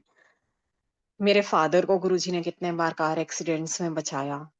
He took him out scratchless and then he would tell him कि सिंगला तेरी लाइफ एक्सटेंड करती, सिंगला तेनू न्यू लाइफ देती। ऐसे ही मेरे साथ भी हुआ। गुरुजी एम्पायर स्टेट में थे, जिस ग्रंथ की अभी राघव बात कर रहा था कि गुरुजी ने ब्लेस करके एक ग्रंथ दिया था मम्मा को, उसी की मैं पूरी डिटेल शेयर करना चाहूंगी कि गुरुजी एम्पायर स्टेट में विराजमान थे। 4 दिन संगत होती थी, थर्सडे फ्राइडे सैटरडे संडे। लंगर सेवा चल रही थी और गुरुजी के आदेश से उन दिनों हम लोग बड़े मंदिर में ही रह रहे थे। वहीं से लंगर बन के आता था, वहीं वापस जाते थे, वहीं सोते जागते, everything we used to do in Bade Mandir. वही हमारा घर था उन दिनों। घर आते थे हम सिर्फ कपड़े चेंज करने के लिए, एक सूटकेस भर के ले जाते थे कुछ दिनों के लिए। उसके बाद वो सूटकेस वापस लेके आके उनको धो के और फिर दूसरा सूटकेस भर के ले जाते थे। मतलब that used to be our routine. घर पे सिर्फ इसी पर्पस के लिए आते थे हम, और कोई पर्पस नहीं होता था हमारा घर आने का उन दिनों। उन्हीं दिनों की बात है कि एक बार गुरुजी साइड सेटी पे बैठे हुए थे, जो किचन के साथ लगी हुई है एम्पायर स्टेट में। हम लोग जब पहुंचे तो हम सबने गुरुजी को माथा टेका। मैं, मम्मा और अरविंद जाके पीछे संगत में बैठ गए और जब पापा माथा टेक रहे थे, पापा केम इन द एंड क्योंकि पापा लंगर के ड्रम्स वगैरह उतार रहे थे कार से। पापा किचन में लंगर सारा उतार के रख के आए और जैसे ही पापा ने माथा टेका, गुरुजी ने पापा को कान में कुछ कहा। पापा आए मेरे पास इमीडिएटली। पापा ने मुझे कहा कि गुरुजी बुला रहे हैं। और मैं तो वहीं थोड़ी परेशान सी हो गई क्योंकि मुझे पता था मेरी बेवकूफियां कभी खत्म नहीं होती एंड आई न्यू इट। मैंने कुछ ना कुछ जरूर बेवकूफी की होगी जिसके लिए गुरुजी मुझे बुला रहे हैं। वैसे तो गुरुजी बुलाते ही नहीं। मेरे से तो गुरुजी की बहुत ही रेयर बात होती थी और अगर होती भी थी तो पता नहीं आधी बातें मुझे मेरे सिर के ऊपर से निकल जाती थी और आधी बातों पे मैं साइलेंट ही रह जाती थी। गुरुजी कुछ पूछते थे तो भी मैं आंसर ही नहीं कर पाती थी। मैं इतना घबरा जाती थी गुरुजी के सामने जाके। अब पापा ने जैसे ही आके कहा कि गुरुजी तुझे बुला रहे हैं, आधी तो मेरी जान वहीं सूख गई। Anyway I got up and went to Guruji. Guruji ने मुझे कहा कि तू ना हफ्ते च एक दिन आया कर, बस थर्सडे नु आया कर। और मैं तो हैरान। मैंने कहा गुरुजी 4 दिन आपकी संगत होती है, बाकी के 3 दिन हमारे कैसे गुजरते हैं हम जानते हैं। कितना इंतजार कर करके वो 3 दिन 3 सालों की तरह गुजरते हैं और आप मुझे कह रहे हो कि तू हफ्ते च एक दिन आया कर। And then Guruji told me कि कल नू शिव पुराण लेके आई। कल नू शिव पुराण लेके आई, तेनू शिव पुराण ब्लेस करके दूंगा ते बाकी दिन तू बैठ के शिव पुराण दा पाठ करया कर। और मेरी तो पैरों तले से जमीन निकल गई। मैंने कहा मैं गुरुजी के बिना कैसे गुजारती हूँ वो 3 दिन, जिन 3 दिनों में संगत नहीं होती। और उसमें भी कभी कभार गुरुजी बड़े मंदिर में आके दर्शन दे देते थे तो जान में जान आती थी। गुरुजी मैं कैसे रहूंगी पूरा वीक आपके दर्शनों के बिना। एंड दैट टू बाकी सारे रोज आएंगे और तू हफ्ते में एक दिन आया कर। And I was like Guruji कैसे होगा ये सब कुछ। I went back to mom. वहां पहुंचने तक मेरी आंखों से आंसू टपकने शुरू हो गए थे। मैंने सुन तो लिया गुरुजी को, मैंने कोई रिप्लाई नहीं किया, ना हाँ ना हूँ, बिकॉज मुझे पता था कि वो गुरुजी का आदेश है। It's not something Guruji is asking from me, it's something Guruji is telling me, he is ordering me to do. मेरी तो आंखों से टप टप आंसू आने लगे। मैं, मम्मा ने मुझसे आते ही पूछा क्या हुआ, क्या कहा गुरुजी ने। मैंने बड़ी मुश्किल से अपने आप को संभाला और मेरे मुंह से बस इतना ही निकला कि गुरुजी ने कहा है तू हफ्ते में एक दिन आया कर। और उसके बाद तो मेरी बोलने की हिम्मत ही नहीं थी। वो शिव पुराण वाली बात तो मैं कह भी नहीं पाई थी मम्मा को पूरी तरह से। इतना बुरा हाल हो गया मेरा। पूरी संगत में मैं उस दिन रोती रही। लेकिन गुरुजी को पता था कि लाइफ अब आगे कैसे चलनी है, तो गुरुजी उसी हिसाब से मुझे ट्यून इन कर रहे थे। जब तक गुरुजी के साथ गुरुजी ने ये आज्ञा दे रखी थी कि हाँ तुम रोज आओ मेरे दर्शन करो, तब तक गुरुजी ने उस तरह से हमें रखा कि हम लोग रह नहीं पाते थे गुरुजी के बिना, और गुरुजी ने हर चीज़ वैसे की। इवन मेरा सेंटर चेंज करवाया गुरुजी ने तब, क्योंकि गुरुजी को पता था कि मैं रातों को सो नहीं पा रही नोएडा जाके, जहाँ मुझे अपने एमबीए के पेपर्स देने थे। अ, गुरुजी ने एक्चुअली, अगर मैं वो भी सत्संग शेयर करूँ, तो उसमें ये हुआ कि गुरुजी ने मुझे और नरेंद्र अंकल को एमबीए एमबीए करने का कहा था। एमबीए करने के लिए आदेश दिया था हमें, जब गुरुजी हमें रामगढ़ नैनीताल लेके गए थे। एडमिशन बंद होने के 2 दिन बाद गुरुजी ने हम दोनों की एडमिशन करवाई वहीं से ऑनलाइन, और हम लोग एमबीए का कोर्स परस्यू कर रहे थे फ्रॉम सिम्बायोसिस पुणे, कॉरेस्पॉन्डेंस से। गुरुजी के आदेश से हम दोनों का पैरेलल ही चल रहा था। तो फर्स्ट सेमेस्टर के पेपर्स तो आई थिंक मैंने नोएडा में ही दिए थे, तो नोएडा वाला जो सेंटर था वही मेरी प्रायोरिटी में डला हुआ था, क्योंकि उनके सेंटर्स की एक लिस्ट आती है और उसमें आपको अपनी प्रायोरिटी के हिसाब से सेंटर्स फिल इन करने होते हैं। तो because we were residing in Noida that time, तो मैंने अपना सेंटर ऑब्वियसली नोएडा के पास चूज़ किया हुआ था, और वही मेरा प्रायोरिटी सेंटर था, और वहीं पे मुझे मिल भी गया था पेपर्स देने के लिए। But by second semester Guruji had made us shift to Bade Mandir, और बड़े मंदिर से तो बहुत दूर था नोएडा वाला centre, and that time I wanted कि मैं रोज़ अपनी सेवा भी ना छोड़ूँ और मैं पेपर भी दे आया करूँ बीच में। तो आई ट्राइड वेरी हार्ड कि मेरा नोएडा वाले सेंटर से चेंज होके साकेत वाला सेंटर पड़ जाए, because it was still closer to Bade Mandir. But उनको इतनी कॉल्स की, इतना सब कुछ किया, उन्होंने कहा कि जी, जो एक बार हमने सेंटर अलॉट कर दिया वो हम कभी चेंज नहीं करते। वहीं पे ही जाना पड़ेगा, आप जो मर्ज़ी कर लो, आप पेपर छोड़ सकते हो लेकिन आप सेंटर चेंज नहीं करवा सकते। इतनी एफर्ट्स के बावजूद उन्होंने यही आंसर दिया था कि we have never changed our centre and we will not change it this time. अब गुरुजी से जब आज्ञा ली, पापा ने बोला गुरुजी को कि गुरुजी, इसका सेंटर नोएडा के पास है। गुरुजी कहते कोई गल नहीं, फिर आपदे दादा दादी दे घर जाके रह लूगी, पेपर दे के आ जूगी। अब मेरा तो वहां जाके मुश्किल हो गया। सारा दिन मुझे ऐसे लगे कि दिन ही नहीं गुजर रहा, कहाँ बड़े मंदिर में सेवा करते होते थे और कहाँ वहां पे सारा दिन। ठीक है, पढ़ाई भी करनी होती थी लेकिन मन ही नहीं लगता था, पूरी-पूरी रात नींद नहीं आती थी। My eyes got swollen and everything. पहला पेपर मैंने जैसे-तैसे निकाला, दूसरे पेपर से पहले मैं सोच के गई थी सेंटर पे कि आज का पेपर मैं देने जा रही हूँ। मैंने इनफैक्ट पापा को कॉल कर दिया था सेकंड पेपर से जस्ट पहले। At night I called up my father and I told him कि पापा, मैं कल का दूसरा पेपर देके आ रही हूँ वापस। मुझे और पेपर्स नहीं देने, I will skip all the papers, देखी जाएगी जब देने होंगे। अभी नहीं मैं दे सकती, मैं गुरुजी के बिना नहीं रह सकती, मुझे वापस आना है। और मुझे दर्शन करने जाना है एम्पायर एस्टेट। पापा ने कहा अच्छा ठीक है, जैसे तुझे ठीक लगता है कर ले। पापा ने कभी मुझे फोर्स नहीं किया कि नहीं ऐसे नहीं, ऐसे करना है। And the moment I walked into the examination hall the next day for the second paper, one person comes up and he tells कि कोई है जिसको सेंटर चेंज करवाना है। And obviously I was the first one two jump and lift my hand. I said yes, मुझे change करवाना है। उन्होंने कहा कि हमारा ये वाला सेंटर ओवर क्राउडेड हो गया है, इस कारण हमें जबरदस्ती मजबूरी में हमें सेंटर चेंज करने पड़ रहे हैं कुछ स्टूडेंट्स के। तो whosoever is ready to go to our Saket center should come and visit me after the examination. And I was so happy. मैंने कहा गुरुजी आपने मेरी सुन ली, गुरुजी आपने मेरी सुन ली। मैंने इतनी खुशी खुशी वो पेपर लिखा। एंड सबसे पहले मैं उनके पास भागी पेपर खत्म करते ही कि मुझे साकेत वाला सेंटर चाहिए, मेरा सेंटर चेंज करवा दो। और पापा को आके मैंने बताया। पापा कहते ठीक है, तू चिंता मत कर, रोज तुझे मैं ले जाया करूंगा, जब जब तेरे पेपर्स होंगे मैं ये रिस्पॉन्सिबिलिटी ले लूंगा कि तुझे बड़े मंदिर से साकेत वाले सेंटर में पेपर्स दिलवा के आ जाया करूंगा। और शाम को उस रात जब मैं सेकंड पेपर देने के बाद जब मैं गुरुजी के एम्पायर स्टेट मंदिर में पहुंची, मेरी शक्ल से ही पता चल रहा होगा, सारे मुझसे पूछ रहे थे कि क्या हो गया। मैं पता नहीं रोई या नहीं रोई, मुझे नहीं पता, but my eyes and my face were all swollen up, क्योंकि मैं रातों को तो सो ही नहीं पा रही थी, मुझे नींद ही नहीं आती थी। मुझे लगता था कि वहां गुरुजी की संगत चल रही है और यहाँ मैं ऐसे बैठी हूँ, पढ़ाइयाँ कर रही हूँ, जबकि इतनी इम्पोर्टेंट भी नहीं है। आई कुड मैनेज डूइंग सेवा एंड माय स्टडी साइमल्टेनियसली। तो अ, गुरुजी जब उस दिन सत्संग हो रहा था और गुरुजी ने लंगर प्रसाद का आदेश दे दिया। लंगर होने के बाद लास्ट वाले राउंड के बाद गुरुजी आसन से उठे। मैं सेंटर में बैठी थी एम्पायर स्टेट हॉल के। Guruji walked straight up to me, Guruji वहां कुछ देर रुक गए। अब मेरी नजरें झुक गई, गुरुजी इतने पास खड़े हुए थे कि मेरी आंखें झुक गई और मैं झुकी आंखों से हंसे जा रही हूँ, हंसे जा रही हूँ। I was so happy to get him back, कि मुझे आपके दर्शन हो गए finally. And I am laughing and laughing, और गुरुजी वहां खड़े हैं। गुरुजी बिल्कुल चुपचाप खड़े हैं। He is not even looking at me, but he is standing very close to मी।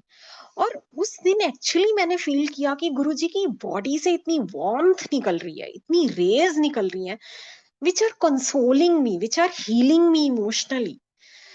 मुझे गुरुजी हालांकि एक वर्ड भी नहीं बोल रहे थे, but I could feel Guruji telling me कि मैं तो तेरे नाल ही सी, की हो गया सी।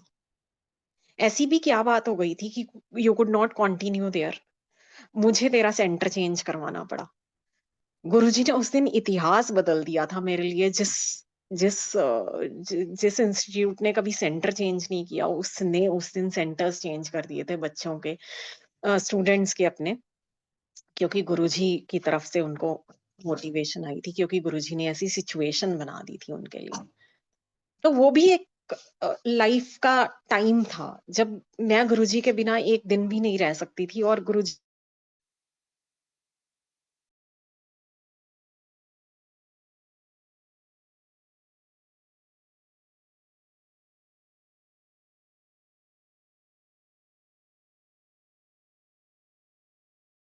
थी। But whatever it was, Guruji ने उस दिन उस चीज को कंप्लाई कर लिया। गुरुजी ने उस दिन उस चीज को कहा कि चल ठीक है, वट एवर यू विश। और ये भी एक टाइम था जब गुरुजी ने मुझे कहा कि नहीं, तू एक ही दिन आएगी और बाकी दिन तू शिव पुराण पढ़ा करेगी। अब आई did not know the big secret behind it, but Guruji knew that time is changing, that she has to be married and into such a family who will not believe in गुरुजी। तो गुरुजी मुझे उस चीज के लिए programme कर रहे थे, reprogram कर रहे थे। My emotions, my sentiments, my whole being he was reprogramming according to the coming up times, according to the changing situation. I did not realise it that day, but एक चीज की मुझे बहुत हैरानी हुई थी कि गुरुजी जब भी कोई आदेश ऐसा देते थे संगत को, हमेशा एंड ऑफ द सत्संग देते थे, जब लोग घर जा रहे होते थे। बिकॉज पता ही होता है कि सामने से रिएक्शन कैसा आएगा।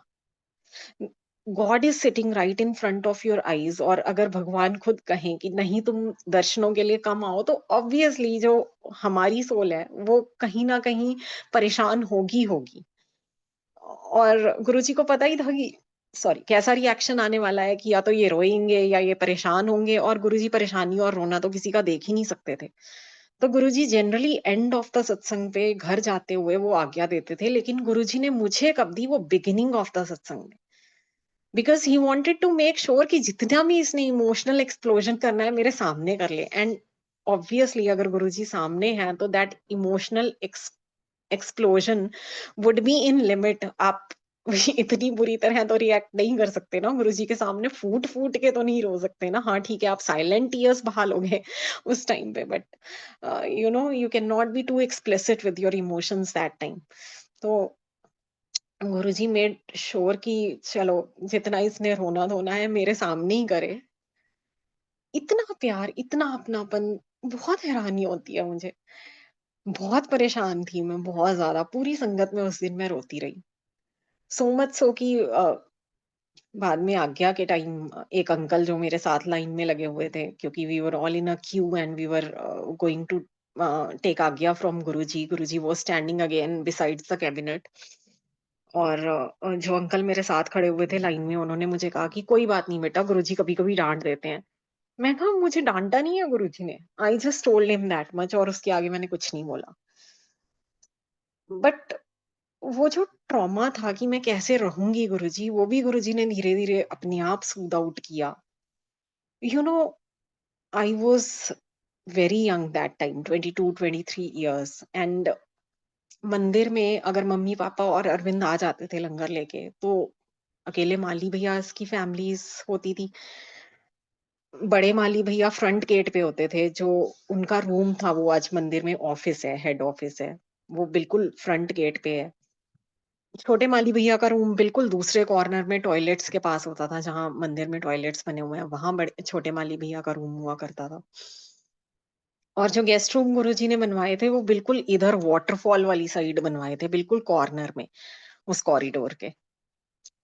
तो कितनी बड़ी रिस्पॉन्सिबिलिटी थी वो गुरुजी के शोल्डर्स पे अगर देखा जाए। My family was not there in Bade Mandir, I was all alone. Still you know Guruji ने इतना भार अपने ऊपर लिया, पता नहीं वो कैसे बियर करते थे वो सब चीज़ें, कैसे वो करते थे, but he agreed to do all that just because of me. क्योंकि उन्होंने धीरे-धीरे मुझे अपने फिज़िकल बीइंग से दूर रहना सिखाना था। तो पहले उन्होंने मेरा 1 दिन किया, फिर उन्होंने मेरी शादी की, but still I was like कि चलो ठीक है, गुरुजी एम्पायर एस्टेट में हैं तो सही, कभी ना कभी जाके दर्शन हो जाते थे। एंड देन ही टूक महासमाधि, फिर ये था कि कभी भी गुरुजी के दर्शन नहीं होने। So this is how step by step उन्होंने मुझे अपने फिज़िकल बीइंग के बिना जीना सिखाया। जो हम लोग इतना अटैच्ड हो गए थे टू हैव गुरुजी's darshan and not being able to sleep without गुरुजी's दर्शन, वो गुरुजी ने किस तरह स्टेप बाय स्टेप मेरे लिए एक प्रोसीजर बनाया, एक प्रोसेस बनाया, और किस तरह से मुझे उस मोड में डाला कि yes, I could live without him, without his physical being, not without him. Without him तो आज भी एक भी सांस ना आए जब अगर गुरुजी ना हो, दिल की एक भी धड़कन का धड़कना पॉसिबल नहीं है अगर गुरुजी ना हो। तो चेंजिंग टाइम्स के साथ उन्होंने अपने ऊपर सारा भार ले लेके, सारा बर्डन अपने ऊपर ले लेके उन्होंने मुझे इस लायक बनाया कि हाँ, मैं टाइम के साथ खुद को ढाल सकूं, you know, to survive in this world. कितना प्यार दिया है गुरुजी ने, कितना प्यार दिया है। Unimaginable love he has given us. इन्हीं दिनों में एक कुछ ऐसा हुआ कि उस दिन भी लिटरली गुरुजी ने मुझे न्यू लाइफ दी। अ, हुआ ये कि मैं बड़े मंदिर में थी, मम्मी-पापा और अरविंद निकल गए थे लंगर लेके। और ये क्या करते थे कि जब लंगर लेके जाते थे एम्पायर स्टेट, तो मेरा लंगर निकाल के चले जाते थे कि तू ये खा लियो, जब तुझे खाना हो, हम लोग जा रहे हैं। और मेरा जनरली ये होता था कि हम लोग सारा दिन साथ होते थे, बट जब इनका जाने का टाइम आता था एम्पायर स्टेट में, तो I would just leave them and go to the guest room कि अब मैं देख नहीं पाऊँगी कि आप लोग जा रहे हो और मैं यहाँ बैठी हुई हूँ, तो बेटर है कि मैं खुद ही यहाँ से वॉक आउट कर जाऊँ। तो just like half an hour before they would leave, I would leave the kitchen and go to my guest room, और मैं अपना ग्रंथ खोल के बैठ जाती थी। वो ग्रंथ वाली बात बीच में रह गई। नेक्स्ट डे शिव पुराण। हाँ, गुरुजी ने मुझे एक और बात कही फिर आज्ञा देते हुए, गुरुजी ने कहा, "कल नू आ जी शिव पुराण लेके, ब्लेस कर देंगे।" तो next day I went to Empire Estate, फिर वो ग्रंथ ब्लेस करवा के लाई। उसपे गुरुजी ने बड़े प्यार से अपने हाथों से इतनी प्यारी ब्लेसिंग्स लिख के दी हुई हैं। हैप्पी लाइफ, ब्लेसिंग्स ऑलवेज, गुरुजी के सिग्नेचर हैं, उसके नीचे गुरुजी ने डेट डाली हुई है। आज वो चीज़ें हमारे लिए कितनी प्रेशियस हैं, भगवान ने खुद अपने हाथों से लिख के जो ब्लेसिंग्स दी हैं। फिर मैं आके गेस्ट रूम में बैठ जाया करती थी अपना ग्रंथ लेके कि चलो ठीक है, मैं शिव पुराण पढ़ रही हूँ, आप लोग चले जाना पीछे से, because I will not be able to stand that scene कि आप लोग जा रहे हो and I am being left behind. एक दिन जब मैं शिव पुराण पढ़ के और फिर इनके चले जाने के मैं 1-2 घंटे बाद आती थी अपना लंगर लेने के लिए, और उस टाइम पे फिर मेरे बहुत सारे चक्कर लगते थे किचन में। एक बार मैं लंगर लेने आती थी, फिर मैं वापस बर्तन रखने आती थी, फिर मैं उन बर्तनों को धोने के लिए भी आती थी, कभी अलग-अलग, कभी पानी लेने आ गई, कभी कुछ, तो बहुत सारे चक्कर मेरे किचन के लगते रहते थे। अब वो जो कॉरिडोर था, जॉइनिंग कॉरिडोर गेस्ट रूम का और किचन का, वो उससे एक स्टेप नीचे थी किचन, जो हमारी लंगर वाली किचन थी। तो वो स्टेप उतर के हमें जाना होता था किचन में। अब मैंने इतने सारे चक्कर लगाए, तो जब मैं फर्स्ट टाइम आई तो मैंने एक चीज़ नोटिस की कि जहाँ किचन के अंदर जैसे ही मैं वो स्टेप उतरती हूँ, तो वहाँ पे एक कॉइल्ड रोप टाइप पड़ा है। मैं बड़ी हैरान होती हूँ, मैंने कहा हमेशा तो किचन टिप टॉप करके ही जाते हैं, कभी ऐसे रोप्स वगैरह होते नहीं है ना, कभी बर्तन पड़े होते हैं, क्योंकि गुरुजी का पता नहीं होता कि गुरुजी किस दिन कह दें कि चलो बड़े मंदिर चलिए। और गुरुजी को फिर क्लीनलीनेस पसंद है, तो कभी भी ऐसे रोप्स वगैरह पड़े नहीं रहते थे। किचन हमेशा साफ सुथरी होती थी जब हम लोग जाते थे लंगर लेके, तो मैं थोड़ी हैरान भी हुई, but I did not bother. मैंने कहा चलो ठीक है, because that thought was very painful कि चले गए और मैं यहाँ पे हूँ, तो आई did not think much about it. मैंने कहा ये रोग पड़ी है तो पड़ी है। पहले मैं उसको उठाने लगी, फिर मैंने कहा नहीं, नहीं छोड़ो यार, जब आएँगे देखी जाएगी, क्या पता उन्होंने कोई बोरी वग़ैरह खोली हो और उसकी रस्सी यहाँ गलती से भूल गए हों, तो वापस आके ये रस्सी बाँधनी होगी, सो बेटर है कि मैं ना ही हाथ लगाऊँ, आने के बाद उनके देखी जाएगी कि क्या है, क्या नहीं, देख लेंगे।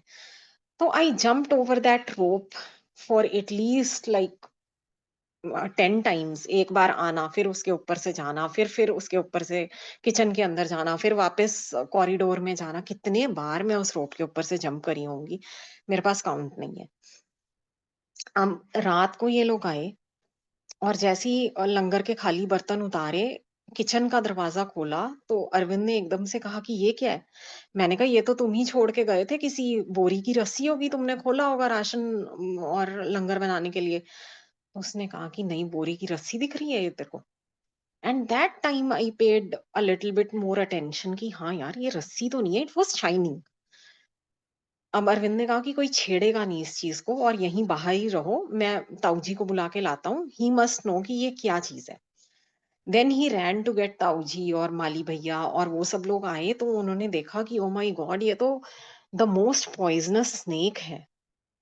वो ऐसा पॉइजनस स्नेक था, शाइन करने वाली जिसकी स्किन होती है, वो कहते हैं वो मोस्ट वेनमस स्नेक होता है और उसका काटा तो पानी भी नहीं मांगता। और मैंने उनको कहा कि मैं तो इसके ऊपर से कितने बार जंप करके चली गई। कहते दीदी पता नहीं कैसे आप जिंदा खड़े हो हमारे सामने, क्योंकि ये तो जरा सी भी आसपास कुछ वो होती है, वाइब्रेशन होती है, तो इट सडनली रिएक्ट्स और इतनी फ्लैश में रिएक्ट करके आता है कि आपको पता भी नहीं चलता, and you have no time after he bites you.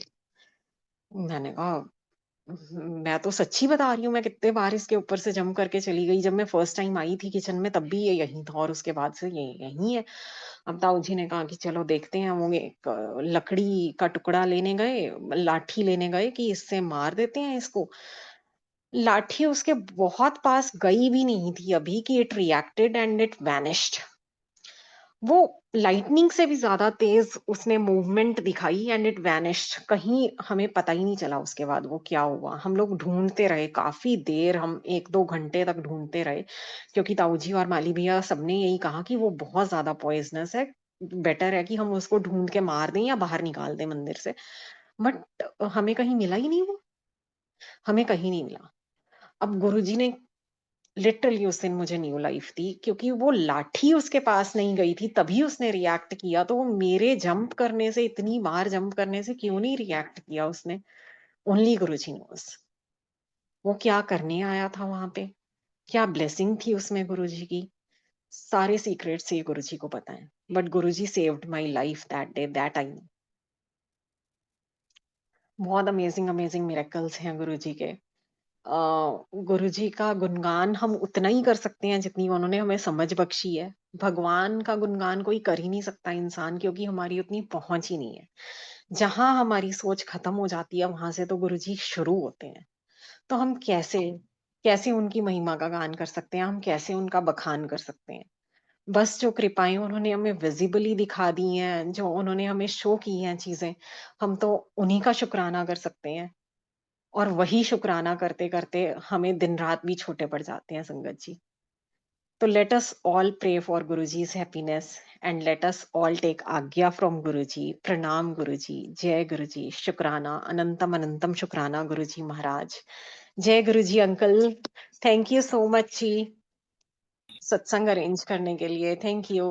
जय जय गुरुजी। गुरु जय गुरु जी महाराज। गुरु जी महाराज की कृपा सब पर बनी रहे। आने वाली पीढ़ियां आपके सत्संगों को सुन सुन के बहुत धन्यवाद करेंगे आपका। और इसी के साथ ही मैं अभी किरण गुप्ता आंटी जी को रिक्वेस्ट करूंगा अपने आप को अनम्यूट करें। जय गुरु जी, जय गुरु जी अंकल, जय गुरु जी आंटी, शुक्राना महाराज, गुरु जी को प्रणाम, गुरु जी की सारी संगत को प्रणाम। गुरु जी क्या बोलूं आज मैं, बहुत बड़ा शुक्राना है महाराज। आज महाराज ने मुझे 2 साल पहले सत्संग से जोड़ा था और आज ही महाराज का ये शुक्राना इस प्लेटफॉर्म पे महाराज करने को दे रहे हैं। और सबसे बड़ा शुक्राना ये है कि आज मैं सिंगला फैमिली आपकी बेटी से बात कर पा रही हूँ। उनके सत्संग सुना और आंटी, जब आपने सत्संग आपके बेटे ने शुरू किया था, तो उसी टाइम मैं सॉन्ग गा रही थी रातों को उठ उठ कर। मैंने कहा महाराज, आपने हमारे लिए कितनी तपस्या की है, आप कितना कुछ करते हो हमारे लिए, हम कुछ भी नहीं कर पाते आपके लिए गुरुजी। हमें सिर्फ अपने साथ जोड़े रखना। तो मुझे नहीं पता था, जब आपने सत्संग शेयर किया तो आपने ये सॉन्ग गाया तो मैं इतनी निहाल हो गई। मैंने कहा गुरुजी, शुक्राना किया गुरुजी का कि गुरुजी कैसे हमें कैसे ब्लेस करते हैं। और सच में सिंगला फैमिली का तो मैं बहुत दिल से शुक्राना करती हूँ, क्योंकि मैंने बहुत सत्संग सुने आंटी अंकल जी के भी। मेरी लाइफ में बहुत चेंजेस आई है, सबके सत्संग सुनती हूँ इस प्लेटफॉर्म से।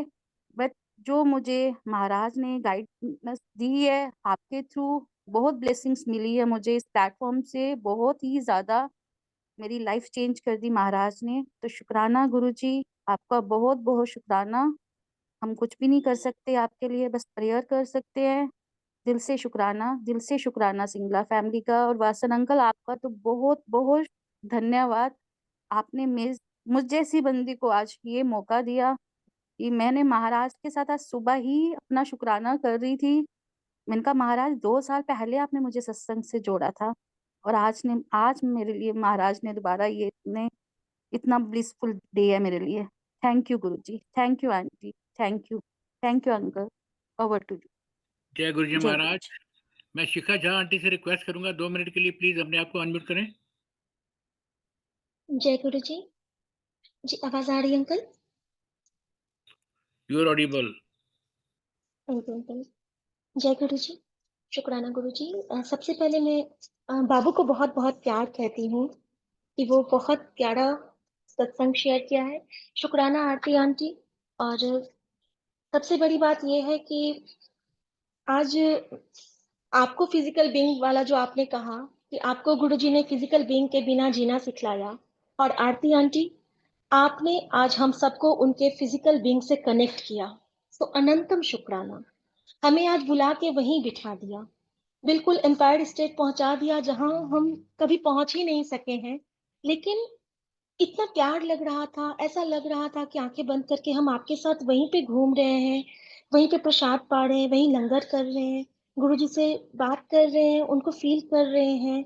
और शायद यही वो हर उस मोमेंट से ब्लेस किया है जो गुरुजी का शायद आज हमें ब्लेसिंग होगा आज के लिए।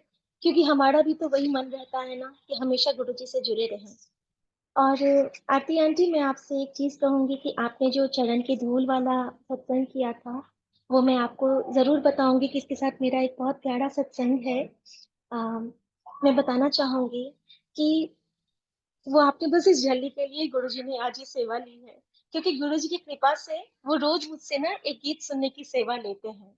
और जब भी मैं उठूंगी ना तो मुझे वो गाना आएगा और गुरुजी सपने में मुझे उसकी आवाज आती है। बस मैंने गुरुजी को कभी साक्षात नहीं देखा है, 2 बार दर्शन दिए हैं, लेकिन वो भी बगल से, साइड से, लेकिन आवाज उनकी मुझे हमेशा आती है। तो एक बार गुरुजी ने क्या किया था मेरे साथ, मैं आप सबके साथ शेयर करना चाहूंगी कि एक दिन मैं बहुत उदास थी। उस वक्त अ, मेरा कंडीशन बहुत खराब था, क्योंकि मेरे हस्बैंड को लास्ट स्टेज कैंसर डिटेक्ट हुआ था और बच्चे भी दूर थे। और गुरुजी से हम लोग जस्ट, गुरुजी ने खुद से जस्ट जुड़ा ही था, वैसे तो जन्मों से जुड़े हैं गुरु, बट इस रूप में गुरुजी ने बस जोड़ा ही था।